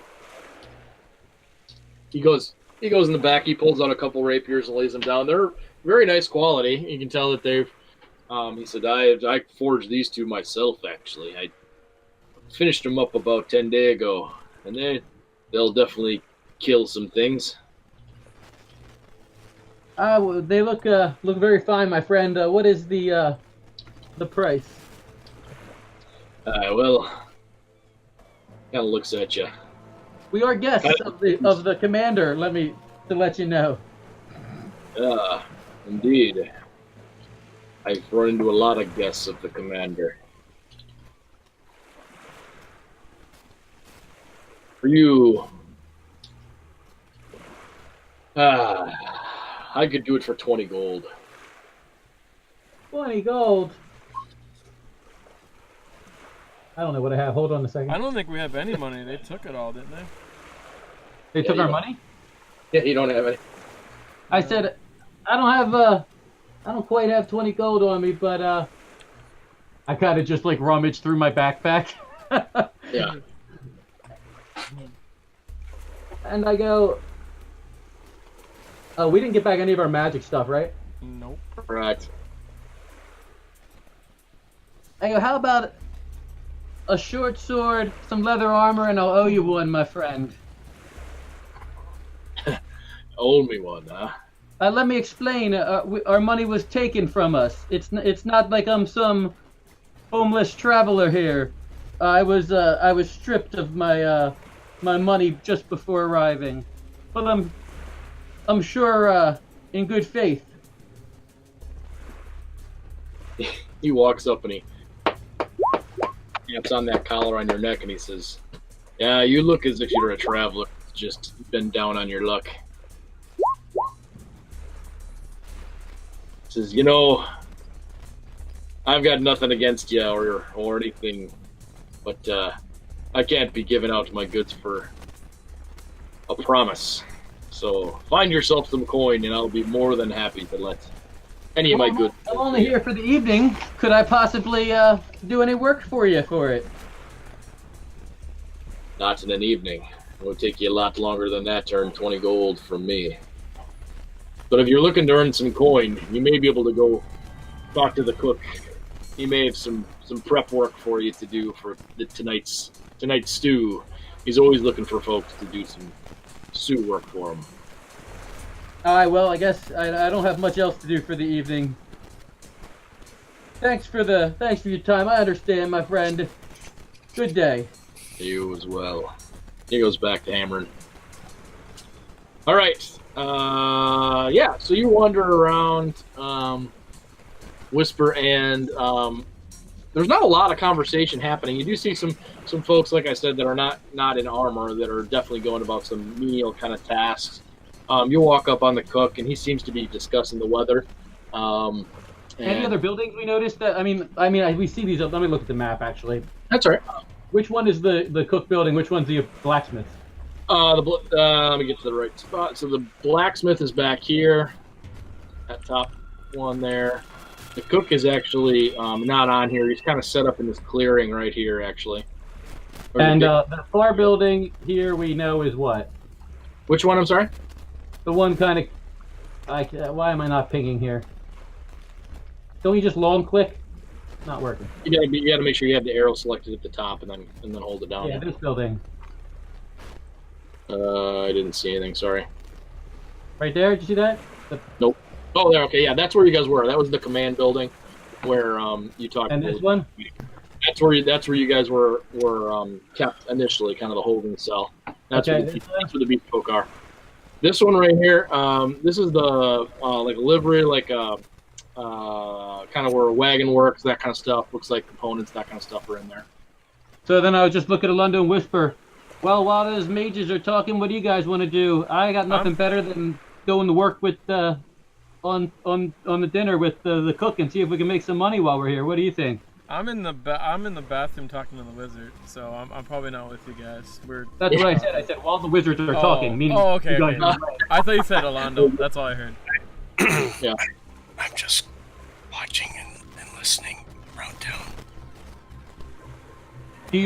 I go whisper. I kind of whisper back to him, and I go, "Do you want to go off on your own, Whisper?" Yes. Okay, see if you can find out anything about who hired these people. I got it. And then I kind of look at Owen. How about you? You want to go cook? You want to go cook with me? I could eat. You said I could eat. Nice. Yeah, you probably always. So then I'll take Owen over to the cook. All right, cool. All right, yeah. So with those rolls, Whisper, yeah, you kind of wander about for a while, and as you kind of walk in front of the giant manor house in the center, you see that there are a couple guards stationed on either side of the door there, and they're, although at attention, are relative. You can tell pretty relaxed, and they're talking to each other quietly. You're kind of too far away to hear it, but you do catch kind of some conversation. As they kind of turn in your direction briefly before they look the other way, and you catch bits and pieces. One of the things you hear is said, I don't know when Kraylin will pay us next. One of the things you hear.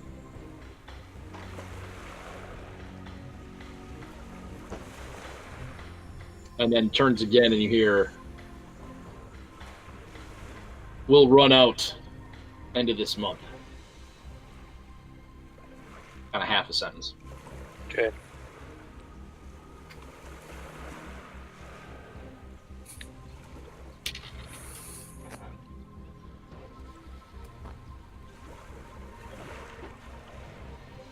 Did I notice any hidden sentries or any details that may have been missed on just a regular walkthrough? Any No, any symbols? No, you don't see anything like that. You do know that it seems like it's a pretty tightly run camp. The people, those that are on guard or that are patrolling are definitely focused. They don't seem to be distracted very easily. The most lax you saw were kind of the two guards by the front of the manor house there, but the rest of them seem like they've been drilled and are pretty well disciplined. Although the feel in general feels pretty relaxed, you can tell that it's kind of it seems like maybe it's a little bit of a show. It wouldn't take much to spring these folks into action. And just from wandering around, do I get a general feel of how many people I might think are within the wall? Yeah, sure. You kind of wander around between the soldiers and then all kind of the support staff there, cooks, blacksmiths, all the rest. You're guessing there's somewhere between 50 and 75 people in here. So it's not huge, but it's a decent amount. Okay.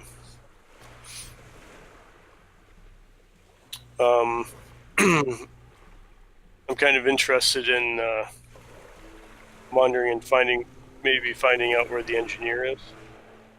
Sure. You ask around, and nobody kind of stops you. They actually say, he's over in the back half of the blacksmith shop. Actually, that's where he's got his workshop set up. Okay.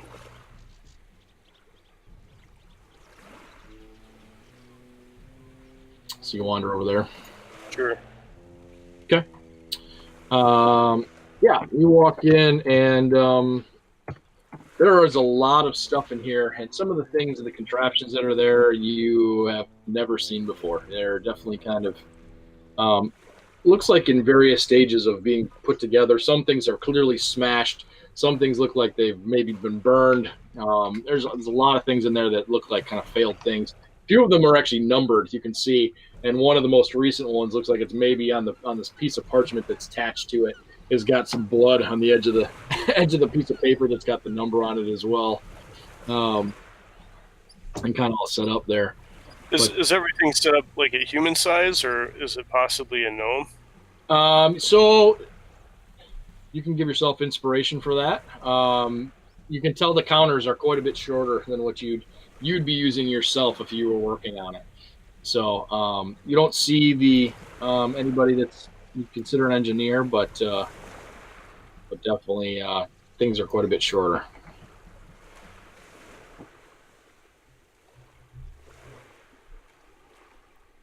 Okay. Yeah. So I could go eat. Yeah, you wander around. You don't actually see the engineer in there at all, but there's definitely quite a bit of stuff laid out in here.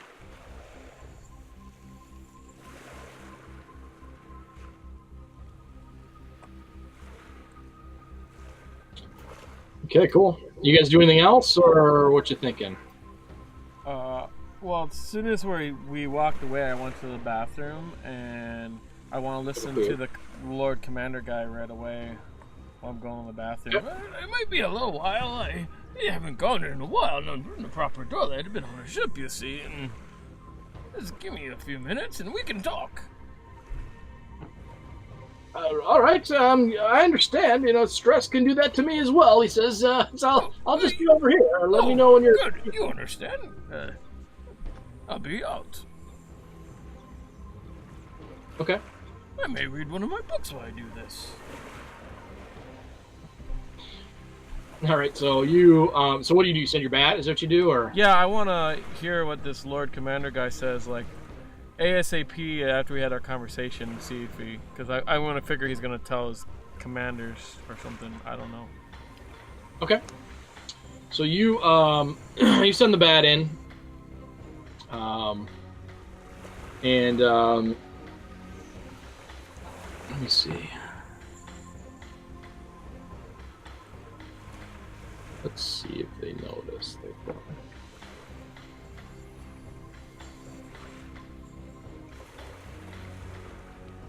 No. Okay. So yeah, you send the bat in, and Jeffrey has kind of left you actually to your own devices. Maybe I don't know if he's planning on you being there for a while or whatever, and has kind of made his way back that direction. As he seems to be heading back towards the command center there. Bat goes inside, and the Lord Commander is at his desk, and there's another soldier standing at his desk at attention. And the Lord Commander has not looked up. He's scratching something on a piece of parchment, and the guy is standing there at attention. He gets done without even looking up. He rolls up the parchment and he sticks it in. It looks like a bone case of some sort. Caps it, hands it to him. Doesn't say a word. Goes back, pulls up, starts writing something else on a piece of parchment. The soldier immediately turns around, does an about face, walks out of the building, and starts heading down the path. He heads out to the intersection of the path there, and then he turns to the right and heads down that direction. You have the bat follow him, or are you going to have the bat stay put, or what are you thinking? There's no one else in there, right? Can the bat see what he wrote or anything, or who probably wasn't that close? It would be. You can roll. We'll say it's going to be really difficult, but you go ahead and roll. The bat's going to roll. Yeah, the bat make a perception check. Okay. It's going to be really tough, but yeah, we'll see. What's his perception? It is +1. I roll in the tower, yeah. It doesn't matter. Okay, I rolled in the tower anyways. Okay. I'd rather not know. Yeah, he can't quite make it out. He definitely sees that it was scrolled on kind of an official-looking piece of parchment as he took a hard look at it, so it wasn't just like a scratched piece of paper. And looks like it was pretty official, the document, that you can tell. I'll have the bat follow him. Okay. He goes out, he makes a hard right, follows the path around, and walks up to the manor house. The guards salute him on either side of the door as he walks up. He knocks once, doesn't wait for any answer, opens the door, walks in, and shuts the door behind him. Is there windows? There are windows, yes. But they are closed. Oh, okay. Can the bat go... Is there a chimney? Is there smoke coming out of the chimney? There's a chimney. If you're looking at the map there's one in the back corner, that little piece that sticks off the back there. You'd assume is probably some sort of a cooking fire or something to a kitchen, for example. There's If it's cooking, the bat won't go down it. Well, the bat will try to get close and listen to a window or something. Okay. Just real quick, see if he hears anything. Yeah, he flies around. He can't really find any space to get in at all, but he does see a couple of windows, and he actually does catch sight of the guy making his way through the manor house. Looks like he kind of flies. I'll show you on the map. He flies to this back side over here, and there's a big window in the back of it, and there appears to be a gentleman sitting at a desk there. He walks up and hands the tube over to him.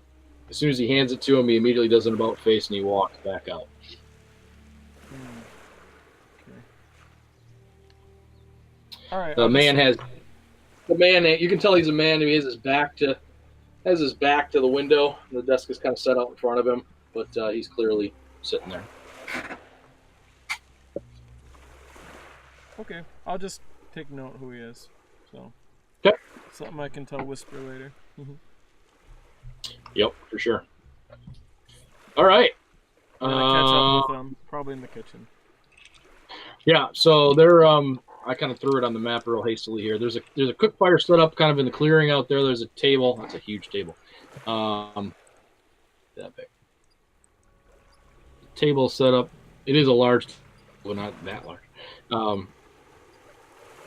set up near it that's got a bunch of cooking implements, looks like ingredients and the rest, and there is a chef there. He can definitely tell he's a chef because he's extremely round and portly and probably has partaken from a little bit more of the food than he should.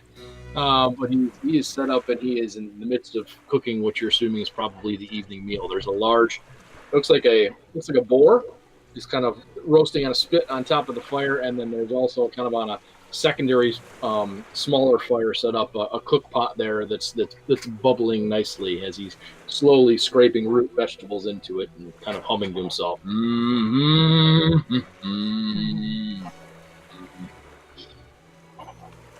That's awesome. Alright. I've cooked before, sir. Do you need any help? Oh, it's been a while since I've had any volunteers to help me with the meal, but I'll never turn people down for additional help. Do you know how to julienne vegetables by chance? I love Ben's fat voice. That's it. Who's Julianne? That's what I thought. Here, he takes out a kitchen knife and sticks it on the table. Just cut those up for me, thanks. Okay. He's hilarious. Chop, chop, chop, chop, chop, chop. But you see that Owen is pretty deft with a knife when it comes to cooking, so he's... The chef, you can tell the chef nods approvingly. His third chin kind of jiggles a little bit as he does so. Well done. Don't do it too well. I don't want to lose this cushy position here. It's important. Don't find these kind of posts all that often. It doesn't look like you lose any cushion there, pal. It's taken a lot of hard work to get to this point. I understand. Well. So how long have you been in this wall? Oh well, it's been years, I believe. I don't get out much, and it's tough for me to determine the passage of time. I tend to determine based on the number of meals. So I've had hundreds of meals since I've been here. I'm sure of it at this point. That's a long time. I've spent most of my days on a boat, but now that I have this collar thing on me, life becomes a lot more. We're really trying to smell the flowers more. I understand. Why didn't they just take that off? I haven't seen anybody here with a collar. They come in with them, but everybody seems to have theirs off by the time they get here. So.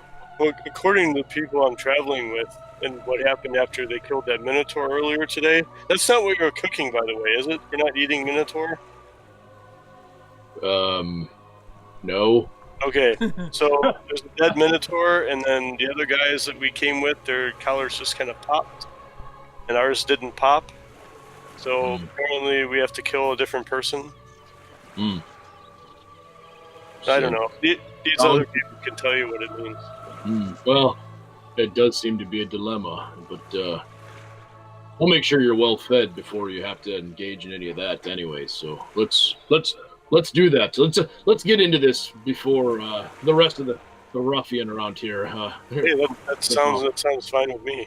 So he walks over to the boar, and starts shaving off chunks of it, and it looks really good. It's you guys have been kind of on bare bones kind of rations and whatever's they've given you for a few weeks now, and this is very, very moist, kind of peels off as he shaves sections of it off.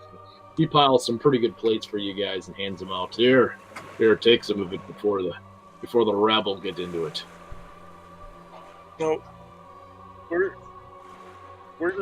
do all of you come from? Well, we're all from all over. I'm sure you've heard of the Flaming Fist, and we're well known. I'm gonna roll a history. Yeah, go ahead. No, I have the what? The four-fingered fist? I don't know what you mean. He kind of looks around. He sees a soldier over there. He points. He's like, this symbol. He points at his giant gun. Oh, the flaming hand thing. Yeah. Yeah, indeed. It's we're really well known and feared throughout the land. You can tell he's got no idea what he's talking about. Yeah, I keep them well fed. And that's the important part. An army marches on its stomach. You've heard of that before, right? So it's my job. What was your insight check for? Just Whisper is just seeing what kind of bullshitter he is. Oh yeah, you can tell this guy desperately wants to be part of the action. He thinks he's wants to be part of something bigger, but probably has no idea what happens. He probably literally just cooks meals. So that's kind of where he's at. So, but this is eat up, folks. The rest of the crew will be here any minute. I got to get back to it. But thanks for the vegetables. But give me back my knife. He reaches over. Sure. What's the deal with the big house in the middle? Oh, that's the manor house, and our employer's in there. I think that's where he is. I'm not sure. Well, you're all being paid to be here from all over? The Flaming Fists are the most well-known mercenary company that's around. We wouldn't be here for free, so it's somebody's getting paid for it, I'm sure. Okay. Thanks. Have you seen the man? Oh, me? No, A woman? I guess it could be a woman too. Is it a woman? Yeah, I keep to myself. It takes a lot of work to keep in this shape, and I've got to spend lots of time to make sure that I keep myself in top cooking condition. I understand. Yeah. I'm gonna go enjoy my meal and see if my comrades have any questions.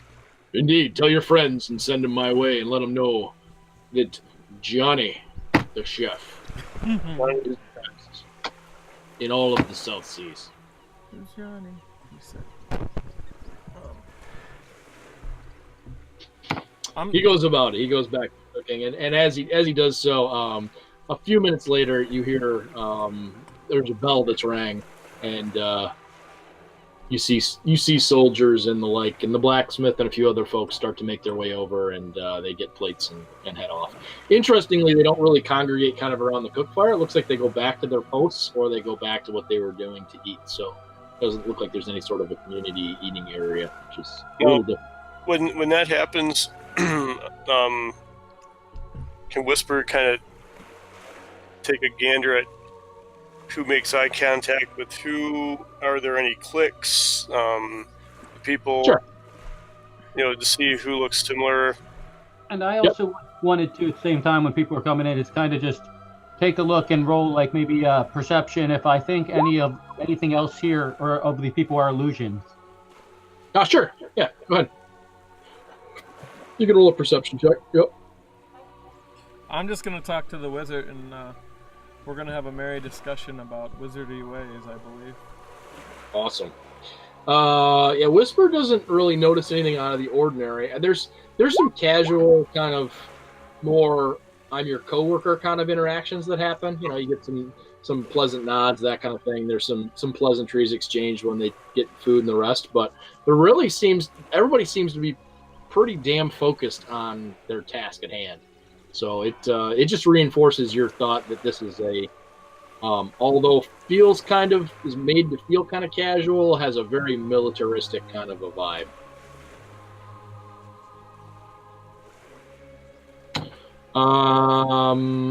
Perception. Yeah, so you don't think there's anything that's illusionary. Everything looks really real to you. Right? Even the wall and stuff looks real. Yep. Even the texture. You run your hand on it, and the way that it feels like a wall. Smells like a wall. And some of these buildings that I know were ruins before, they just seem completely real to me now. So that's what's funny, right? So if you wander off beyond where you when you originally came in, you immediately see those buildings, the buildings that are there, the ruined buildings. You walk up, you put your hand on them, they feel completely real. You can feel the dampness in the stone. You can feel that. And when you look behind you, there's nothing but green grass just everywhere. You can even feel the sea breeze coming on, hitting you in the face. It feels like that. You can put your hand down on the grass, and it feels completely real. And when I walk in that area, do I still see the ruined buildings from within the green grass area? You do not. They disappear. Correct. So I would kind of test this and try to determine if it's like a circle. Yep. So as you kind of wander the perimeter, you kind of bounce in between what you can see, what you can't. It does appear to be a circular area that's directly almost just outside, almost to the edge of the wall, pretty close. It looks like it appears to be a few, maybe 100 yards off the edge of the wall. So for my best guess, would I after I test the full circle, would I feel like the center of the circle is the house in the middle? Let me see. Yeah, pretty close. Pretty close. And just so you guys looking at this map, so the wall that you see here is not the wall that you guys entered in on, by the way. So outside of that, there is the wall that you guys saw as you walked up. That was a circular half moon wall. This is a secondary wall in the interior. So when you're testing that, Strider, you're actually outside of that wall that's there. Just so you know. So I walk up to the. The front door of the house in the middle. Say again. I'm sorry. I want to walk up to the front door of the house that's in the middle. Okay. There's two guards, one on either side of the door that are standing there, kind of not at attention, more like parade rest, but are definitely there attentively. So I just walk up and kind of greet them, and I say, "Oh, hey guys, I'm new here. The commander said feel that I could check out. I just had to stay in the walls tonight and check anywhere out. I was just wanted to see what this building was." This is the manor house. Are you inspected by the master? Are you expected by the master? Oh no, I'm not. I'm not expected. I was just kind of meeting everybody here in your town, and I wanted to introduce myself. I see. Understandable. If you'd like an audience with the master, please talk to the commander. But other than that, this is his private residence, so we ask people to stay out. If you respect his wishes, we would appreciate it. Oh, okay. Who is the master, if you don't mind me asking? Again, I'm new here, and I wasn't familiar with him. Lord Kraylin is his name. So he's. Is he one of your Burning Fist brothers? He is not a Flaming Fist. No, we're contracted by him. So. Kraylin, that's a very interesting name. I've actually never even heard of a Kraylin before. Do you know where he's from? I am not at liberty to say, sir. You're looking for information, which I completely understand. Please take all queries to the Lord Commander.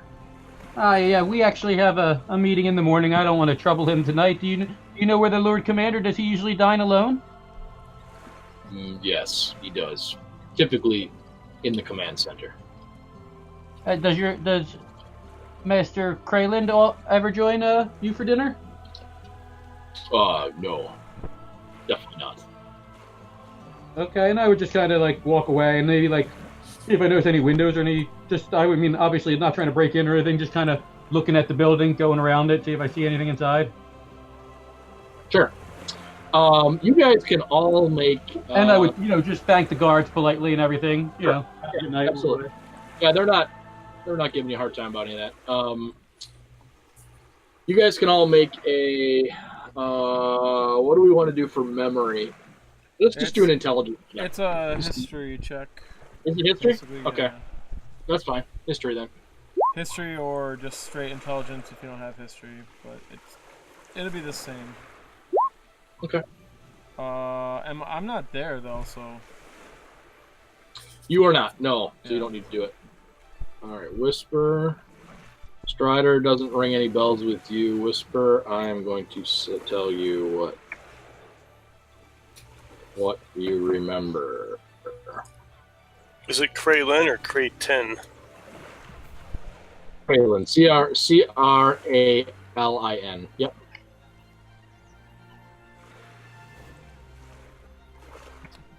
wonder what these guys are doing on here with a big fort.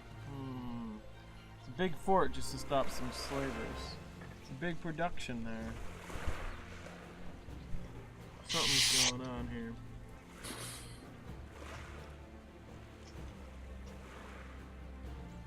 Well, the slavers did have a big fort too, with a pretty fortified army. Maybe not as quite as big as this, but yeah, I hear you. Something else. There's obviously something else going on, but I don't know how crazy it is. We'll see.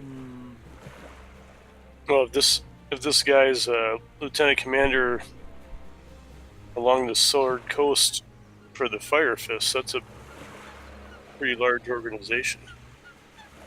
Yeah, and even though the calm is kind of an obvious act to us all here because they're military, they don't have any reason to act calm in front of us, so they're actually probably are pretty relaxed with us here.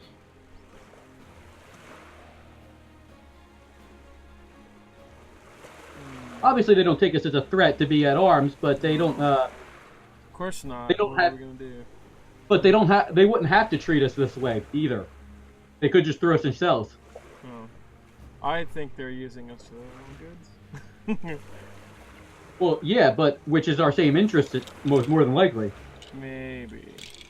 Yeah, I'm gonna do some fishing here. As soon as Ben is done, I don't want to disturb him. Oh, go ahead. I'm trying to type this out for Mark, but go ahead. I can listen, no problem. All right. I have such a hard time listening and typing. It's mind-boggling for my head. When I talk to the guy, I start mentioning, "Oh, what books are you reading?"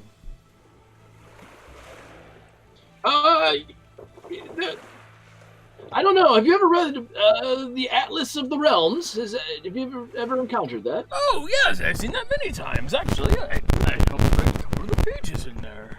I mean, just the back. I worked on the index, actually. It was no big deal. Indeed. So, are you from Candle Keep, then? I believe that's where it was originally Yes, I am. Yes. And it's such a small world. It's funny. I'm reading this interesting book right now. It's called. What was the name of that tree? That tree of life thing in the middle? Oh, you mean in Squallhaven? Yeah. It is.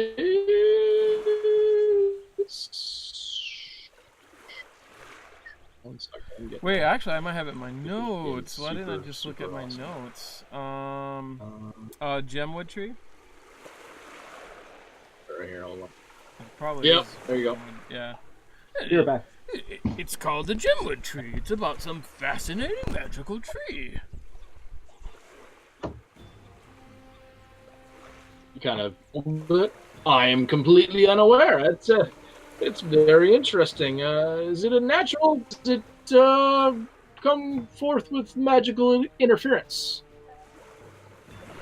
No, it's like a magical tree. It's a gift from the gods, and the book has all these factions vying for it. It's a very interesting book. I think it's fiction, though. You know, nothing like that actually exists. Very interesting. And it has this one fella. Who was the commander of Squallhaven? Who was the commander? Well, there's a regent. Oh, the regent. What was his name? That was so long ago, but not that long for these characters. The magistrate. You guys have encountered. That's the one you impersonated a few times. Yeah. And his name was Petri. Magistrate Petri. Yeah. But you actually don't know the regent's name. You know there is a regent, but you've never encountered that person or even seen the person that you've encountered. Okay. So it's run by it has a town in it, and it's run by this fella named Petri. It's interesting. I found it to have some similarities to real things. I wonder about that. Have you ever heard anything of that?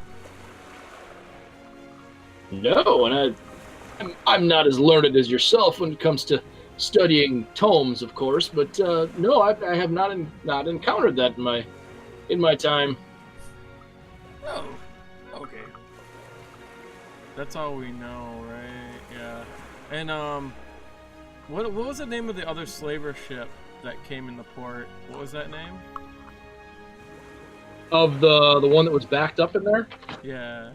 The Wind Seeker. Yes. Oh, I have another question too. I've seen this ship since I'm a slave and all. Never thought that would happen, but the wind type. Have you ever heard of the ship Wind type?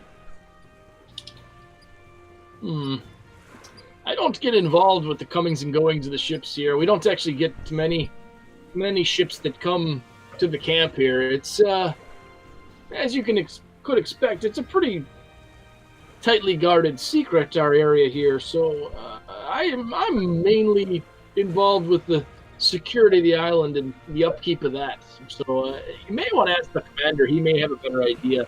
Oh, yes, I'll ask him later. But anyways, about the spells. And I'll just go show him a couple of tricks I know with the spells, how I can change like a basic firebolt into whatever spell, spell damage type it is. Okay. And I'll show him some tricks and then try to like get him to give me a spell to copy. Yeah, you can. He's probably higher level than I am. Yeah, he seems a little hesitant. He seems a little hesitant about it, but he says. You want me to roll persuasion or something? You can make a percentage. Hey, what? You really well. Or do persuasion. I mean, do a Okay. persuasion check. We'll see. You do really well. Maybe I'll have him get it. All right, sounds good. Roll high, roll high. Oh, big whammy, big whammy. Yeah, that's a very interesting trick with your spells there. Keep practicing, and yes, perhaps in the future we could trade. I'm just beginning. Yes. This Of whole course, adventuring we all thing is all start new. somewhere. Yes, and I guess do we all start as slaves? I don't know. Is this normal adventuring or? He kind of gives you an odd look. No, not normally, but makes for an interesting story. You can write that down so that future adventurers can hear your tale. Oh yes. Yeah, I think he's dinging. Turn off. Oh, Certainly. Anyways, we talk about spell things, I'm sure. All right, cool. All right. What do you guys want to do? We'll say the night passes kind of uneventfully, and then you guys want to do the meeting and then call it, or you want to call it now, or what do you want to do? 'Cause it's already midnight. But... I'm fine with calling doing the meeting next time. It's up to you guys though. I could play for just a meeting if you want to. Meeting will probably won't take more than 10 minutes or so for the meeting, I would think, unless, well, I shouldn't say that. If it goes the way I think it'll take about 10 minutes. If not, it could be longer, but we'll see. If that's the case, You never know with players, I tell you. That's right. That's right. Mark, you in? Yeah, we can do the meeting. That's fine. Okay. Okay. I mean, it's Halloween tomorrow. I just have to dress up and go to my office. I'm gonna be a nudist tomorrow. So, stay in your house, please. Don't take pictures. Yeah, so do you guys stay with the beach folk then in the cells then, or do you, because they'll take you up? I'll go stay with the guys, with the two that I traveled with. Okay. I think I would, go along with the plan of asking like the lieutenant to put us back in there, just like he's escorting us and locking the door. Yes. Okay. Yes, I agree. Oh, I That's could no really problem. use a comfy bed, but They try to make them pretty comfortable in there, the beast folk. You've noticed that they've brought in bedrolls for all of Great. them, which is nice, and they definitely have food and water, and no, it's not quite what you guys were eating, but it's rations, so it's decent food, and they try to make them pretty comfortable. So Yeah, they so we put can you get, like, back a full at rest, right? yes. Yes, yeah, you'll rest for a full 8 hours. Yep. So if you need to go ahead and use your hit dice or whatever, you get half of them.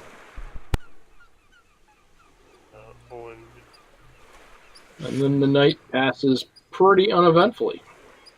Wake up in the morning, and at dawn, they come unlock the cages and bring you out.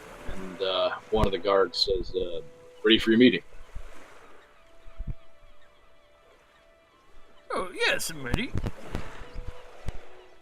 Hi, the commander's ready for you. So they walk you over, take you to the command center and send you inside. You walk in and you see that commander's already standing at a little side table. He's not at the writing desk where he was before. There's a side table that wasn't there before that's been brought in. And there is in fact an object on the desk that's got some sort of a cloth draped over the top of it. Jeffrey is standing there, as well as what appears to be maybe a halfling that's standing next to him there. She's got this bright orange hair that's kind of done into two pigtails that stick out directly out of the side of her head almost, and about a foot and a half on either side. Female halfling? Female, yep. And she's got these spectacles on that one of them is a traditional lens. The other has a what you're assuming is kind of a magnifying lens. It looks like a reverse spyglass that sticks out about 6 inches off of her face. And when you walk in, she lifts her head abruptly and seems to look through the bottom half of the lens kind of in your direction. Oh, it's a halfling. I start talking in halfling to her. She's taken back a little bit. Oh, and well, responds it's been a while since I've seen halflings. I had some halfling friends back up in Candlekeep. What's your name and what clan you're from? I'm all excited.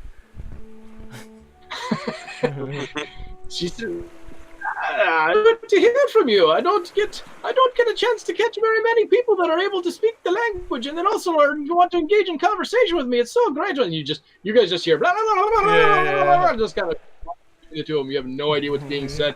And then the Lord Commander kind of looks over at her, gives her a stern look, and she kind of catches him out of the corner of her eyes and shuts up immediately mid-sentence and just stops talking. Oh, well, I'm sorry. Did I interrupt? Were you talking?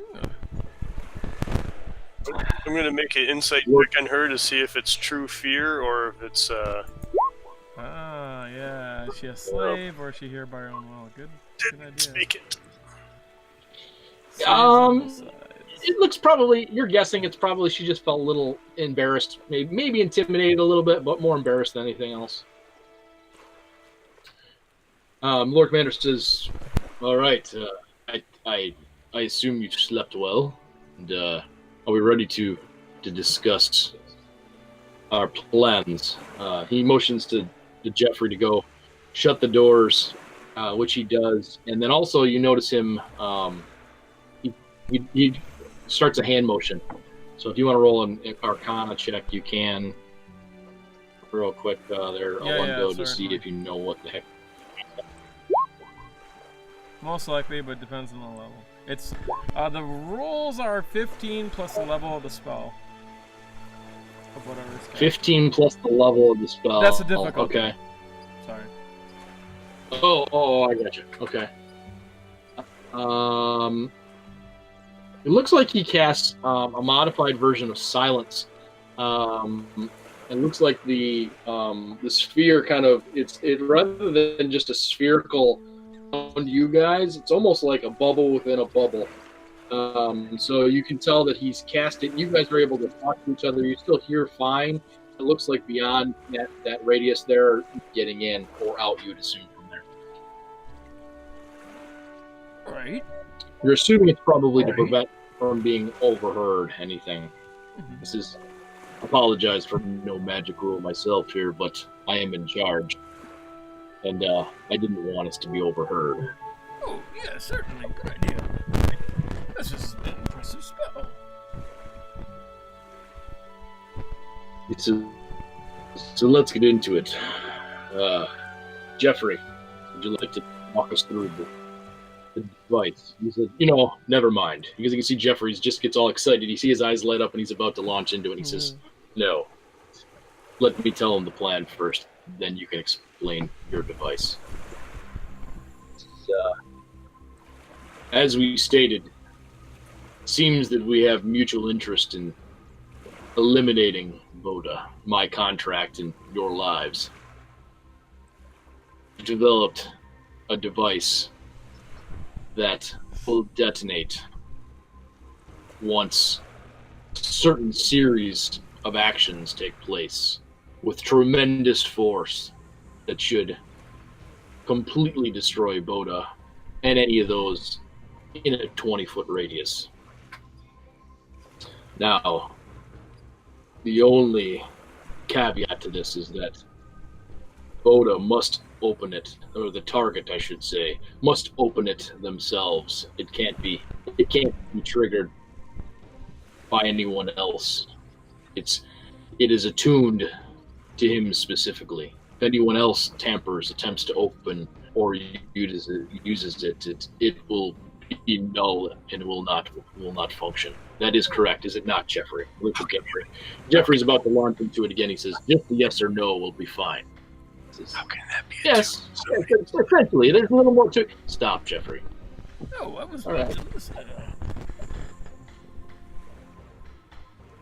So, what our plan is that we commandeer another of the Carvel ships, very same ship that we tore apart.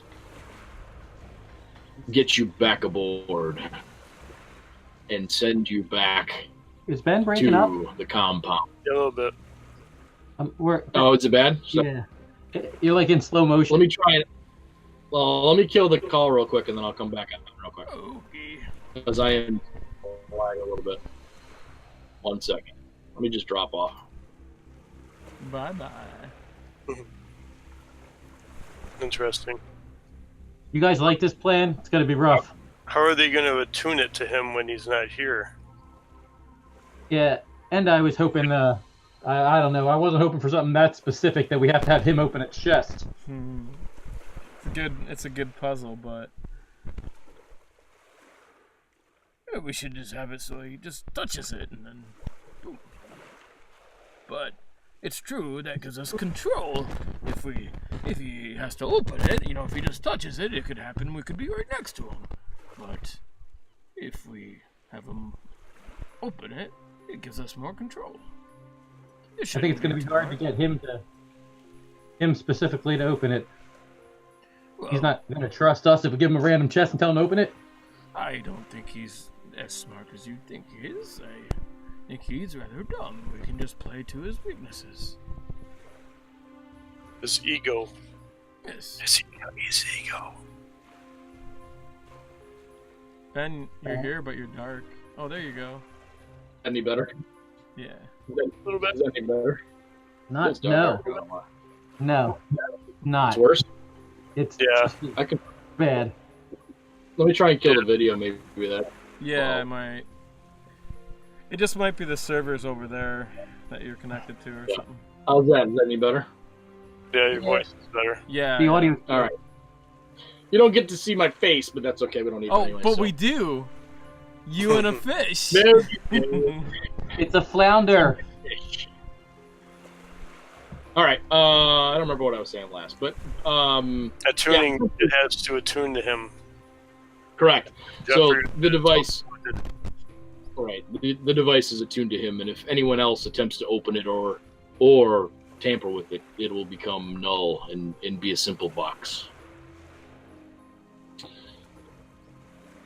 So the challenge becomes, how do we ensure Boda is the only one that opens it? Which I leave to you. You clearly know him better than I.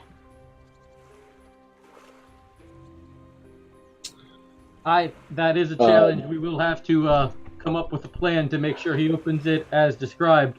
Is the box safe otherwise? Does it appear that anything's inside of it if someone else opens it? Jeffrey raises his hand, and the Lord Commander looks at him. Yes, Jeffrey. Well, I can answer that. Yes, that's part of my contribution to the entire plan. Is that if anybody opens the box, you'll see that there's nothing in there. Now there is. The halfling speaks up. Yes, of course, there's other things in there. That's why they brought me in here, so that I could make sure that the intricate workings of the And the Lord Commander kind of looks over in their direction. Enough. Oh, this So is yes. very interesting. So, Jeffrey, if one of his underlings opens it first, it's going to appear like we're bringing him an empty box? Jeffrey looks to the Lord Commander and he nods. Well, yes, that was one of the things I was working on, but we needed to move up the time frame a bit, so I wasn't able to get it. Originally, I wanted to make it look like gold or some valuable jewels or something else in there, but I haven't had time to work on the illusion. And the Lord Commander says, "Can you make an illusion that makes it appear to be the Lord Commander's head? I'm sure that'll make it a lot easier for us to get Boda to open it." The Lord Commander kind of scowled. He'll certainly like that. He scowls a bit and he says, I'm confident that Boda does not know what my face looks like. And although that anyone said that we could make it sound like it's yours. Excuse me, Commander, I don't mean you specifically. I just mean something that would appear to be his Burning Fist enemy leader's head. I believe that'll make it easy for to get him to open the chest. Well, wouldn't you agree? I mean, it doesn't matter what's in the chest. Once he's opened it, it goes off, and then he dies, so... What's in the box? This is Owen.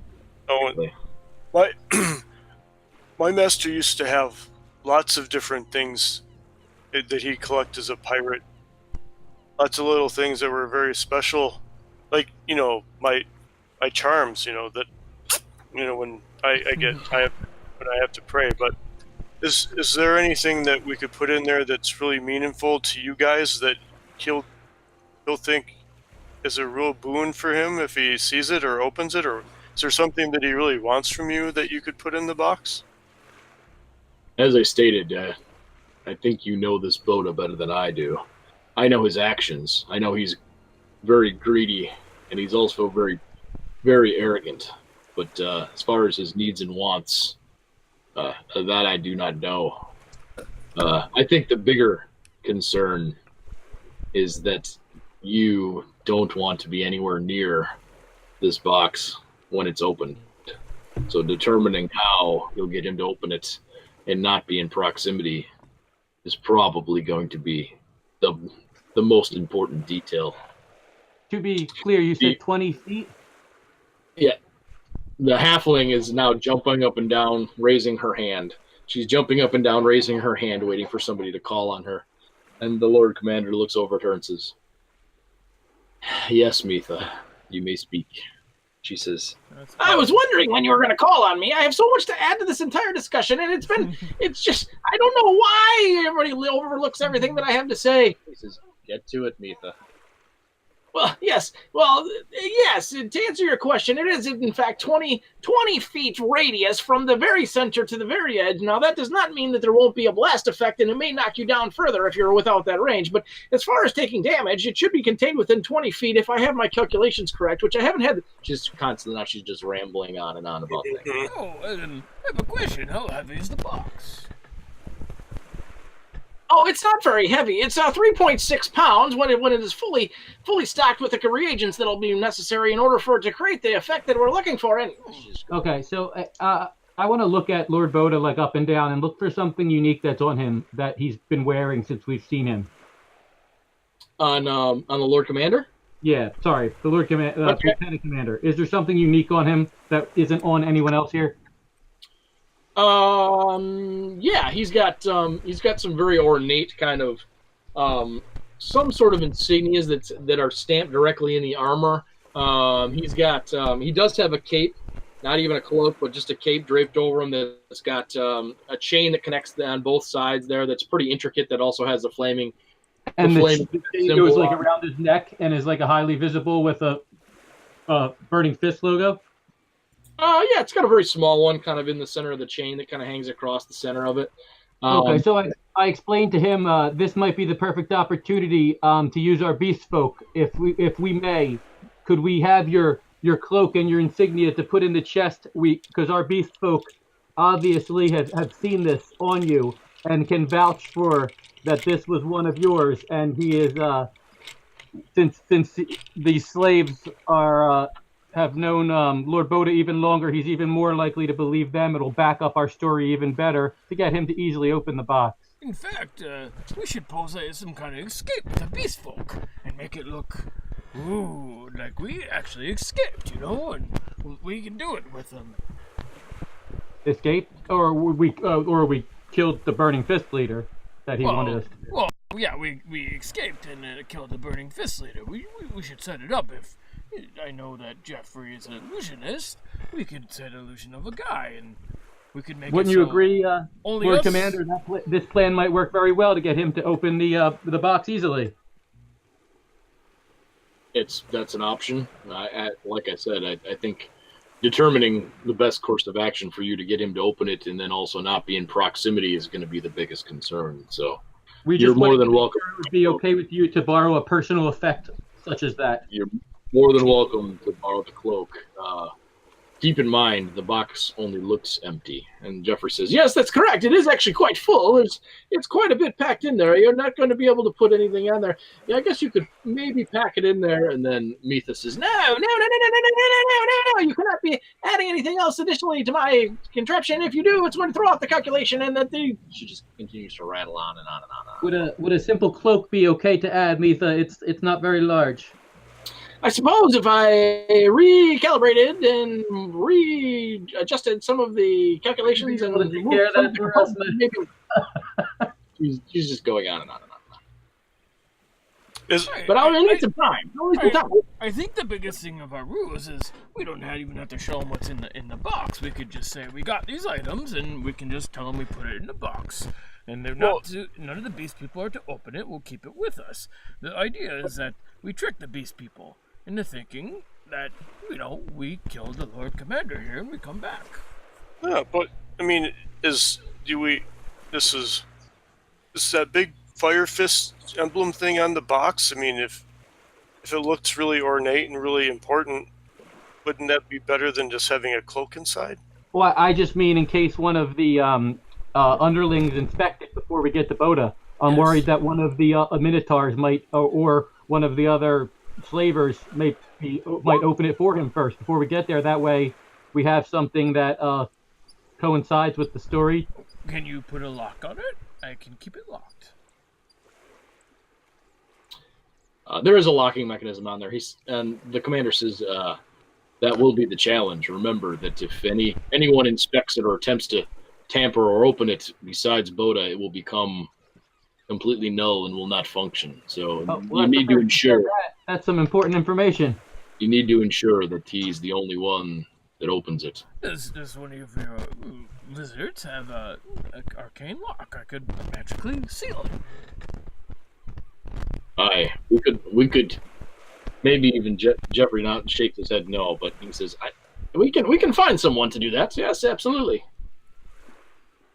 Yes, if you give me the spell, I could memorize it. It only lasts for so long, and I think arcane lock only lasts 8 hours or some bullshit. But you can have someone do whatever spell, Okay, I think we could work out those details.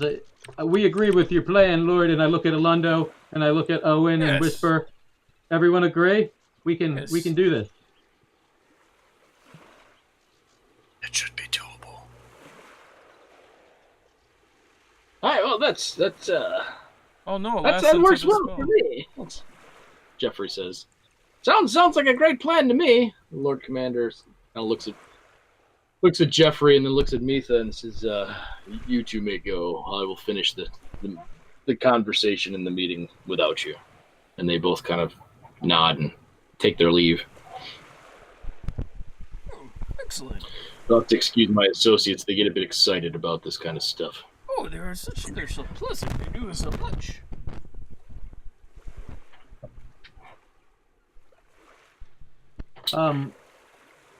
Lieutenant Commander, now that we're alone, with respect, since we're starting I guess somewhat of a temporary partnership here in this venture against Lord Boda, if you don't mind me asking, who is your employer on this mission? I missed.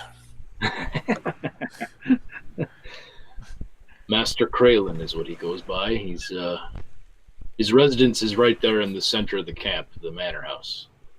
Oh, I noticed he seemed like He has a nice house there. I just was wondering what his interest was in all this. Is he just a rich do-gooder, or does he represent someone or someone's interest in Lord Boda?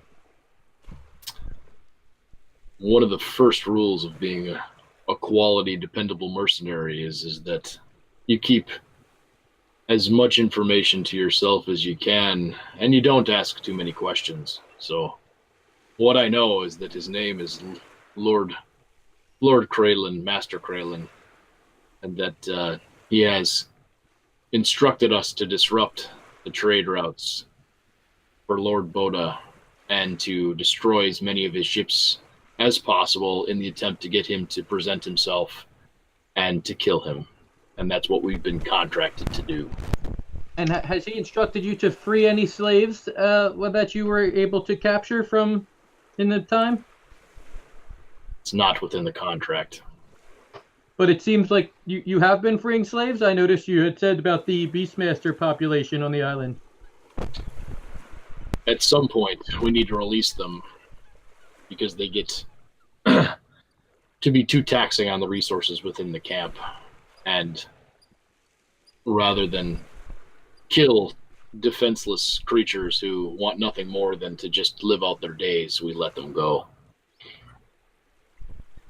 Have you had any run-ins with other Minotaurs or slavers from the camp, just so we have all the information that may assist us?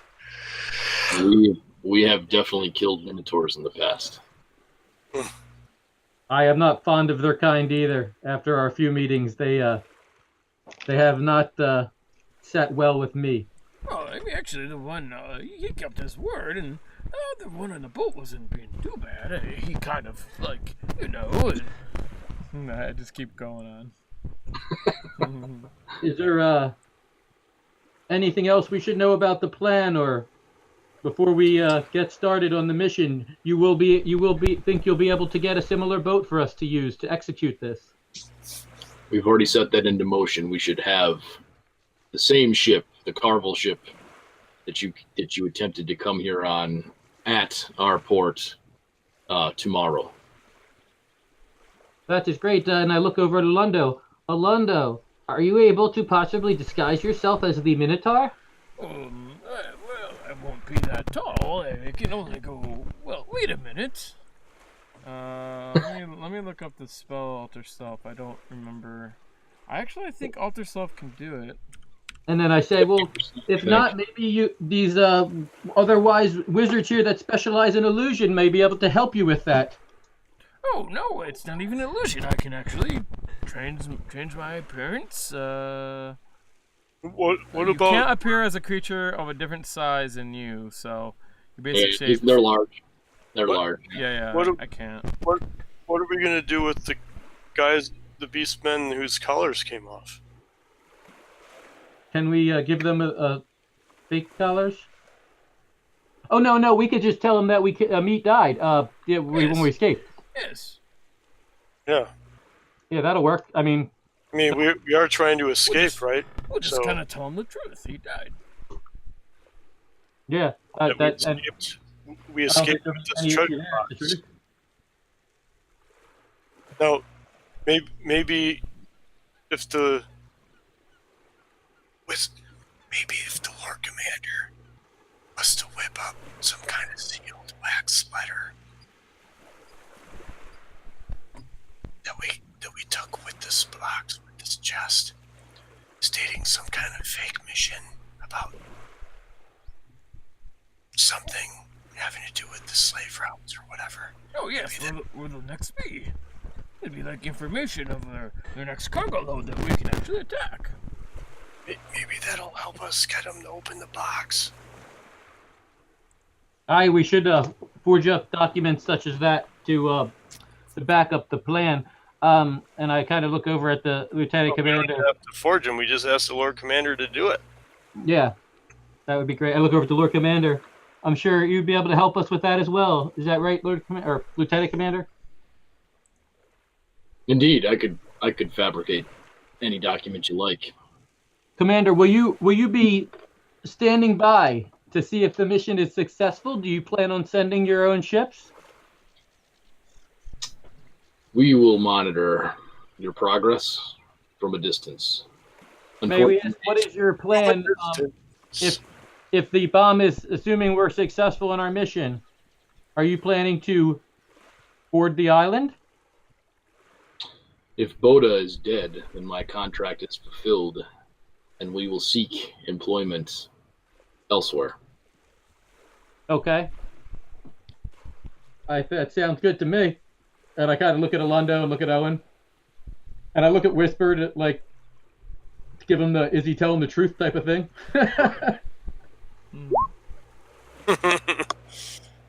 Yeah. Yeah, you think he's telling the truth. That sounds good enough to me, guys. Anyone else got anything? I'm good. I'm guessing you should always roll those in the tower.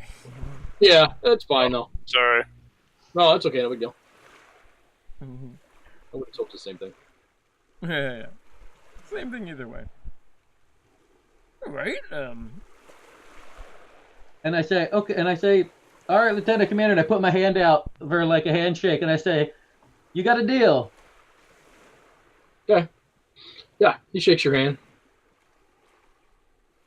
Well then, until tomorrow, ship should be here about midday. Until then, same as yesterday. Feel free to utilize the camp as you see fit. Lord Commander, may I have one last request before we part ways for this evening? Speak. Our gold was stripped of us before we came to this island, and there's a mighty fine rapier your blacksmith had in his shop, which would be a great prize for myself. Hmm. And I see that you carry your own weapons. What makes you believe that you need yet another? I'm just an adventurer looking for an upgrade, and I show him my old short sword. I will do this for you. Take it to the blacksmith, and I'll send word to have them resharpen those blades. They look a bit tired for you. That should get you along your way. Thank you for the kind gesture. I appreciate anything you can do. Sweet. Indeed. Until tomorrow, he says. Until tomorrow. Yes. Well, mate. All right, gents. Good night. Yeah. All right. See ya. Good night, Mark. Bye, Mark. See you. Happy Halloween. Happy Halloween. Indeed.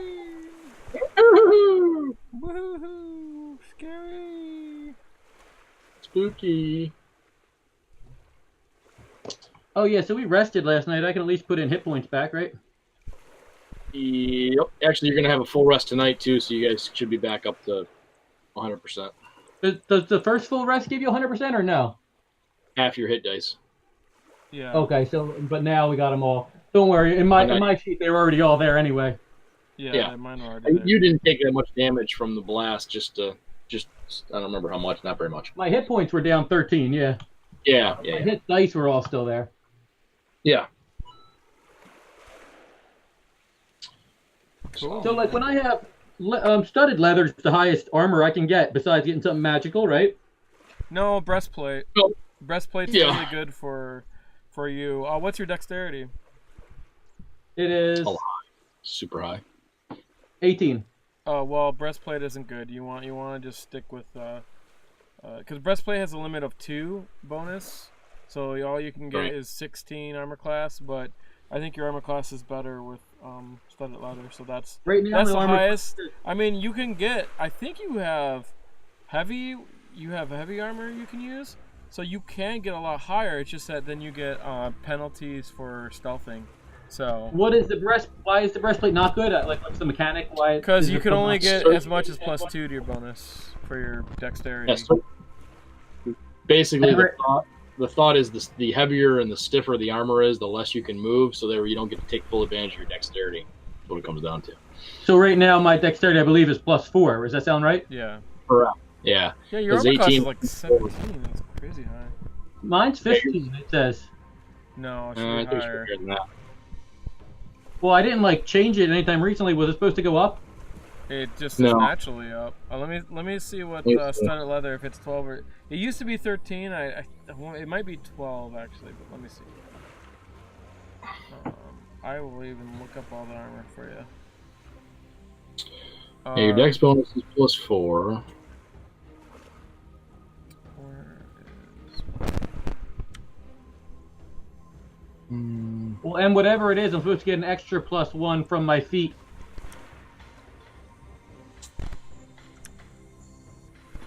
Your feet, huh? What's So your does that mean- +1 armor? Yeah, you have a lot high armor. I thought we already did that though, because you had a really high armor class. You had like. But it was only at 15 right now. So what should it be? I'm looking. So studded leather is AC 12 +4 is 16 +1 is 17. Okay, So I'll fix it. your natural armor class should be 17. Wait, so what? When you say natural, is there something else that's supposed to make it go up?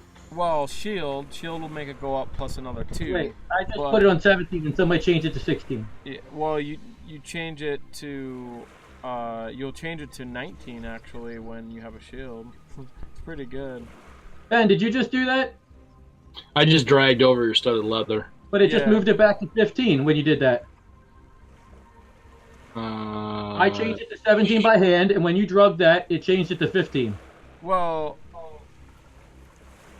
it should be including your dexterity, is it not?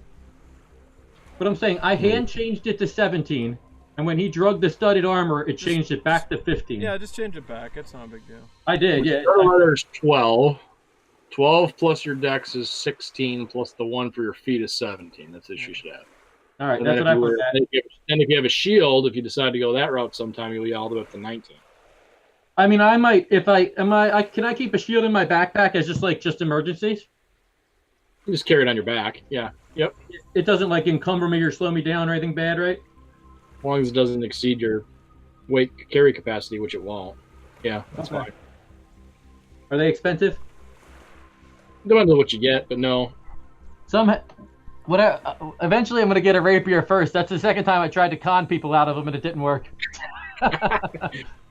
You have a rapier. Why do you want another one? I'm confused. I think it's an upgrade over the short sword. Don't you have a rapier though? Don't you? You have a have rapier. both. You want 2 rapiers? I see. I got you. Yeah. I'm trying to upgrade this because I'll get another my 1/6 on the short sword. I get 1/8 for the rapier. But you Right. gotta have you have to have a large weapon and a small weapon if you're gonna do dual wielding. You can't. No, I do, can- He's got dual wield though. I don't have to. Oh, with okay. the ability. Okay, never mind. I can have, and they're both finesse, so they work out well as rapiers. Yeah. Yeah. Yeah. I'm pretty sure that's the best too for the way I'm trying to do it, like with dual handing with the speed. I think having dual rapiers would be my best bet from what I looked at anyway. Yeah, that's like +4 because you got the high dex. It's pretty good. The only good Yeah, thing definitely. about a longsword is you can do 1/10 if you do it two-handed, which is nice. Right. 1/10, but I'll get 2 1/8s with the 2 rapiers. Yeah, I'm gonna go for that. Cool. All right, guys. Happy Halloween. Thanks. Cool. Happy Halloween. See ya. Sounds good. It was fun, Ben. Later. Cool. See you later. Happy Halloween. Happy Halloween. Yay! What are your kids going as? A werewolf and a ghost. Oh, awesome. Mm-hmm. The werewolf from Back to the Future, right? Teen Wolf, yeah. Teen Wolf. Mhm. Yeah. Oh yeah, Teen Wolf. That's right. Yeah. Same actor though. Same thing. Yeah. Basically, yeah. It's almost the same story, isn't it? Kind of. It's really close, yeah. Yeah, pretty similar.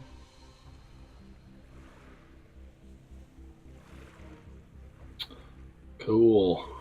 Cool. Yeah, I'm gonna have some stuff for you. Some individual stuff for you in the other campaign too. By the way. Okay, cool. Not. I don't think quite yet, but soon. Okay. Pretty soon. That's cool. But it wouldn't take long. It'd probably only be a little bit. So, and it's definitely stuff that you're not gonna want the other group to hear at all. Yeah, I figured that. Yeah. Because you still want to go the path of the dark side, right? Uh-huh. Uh-oh. I'm trying to very, very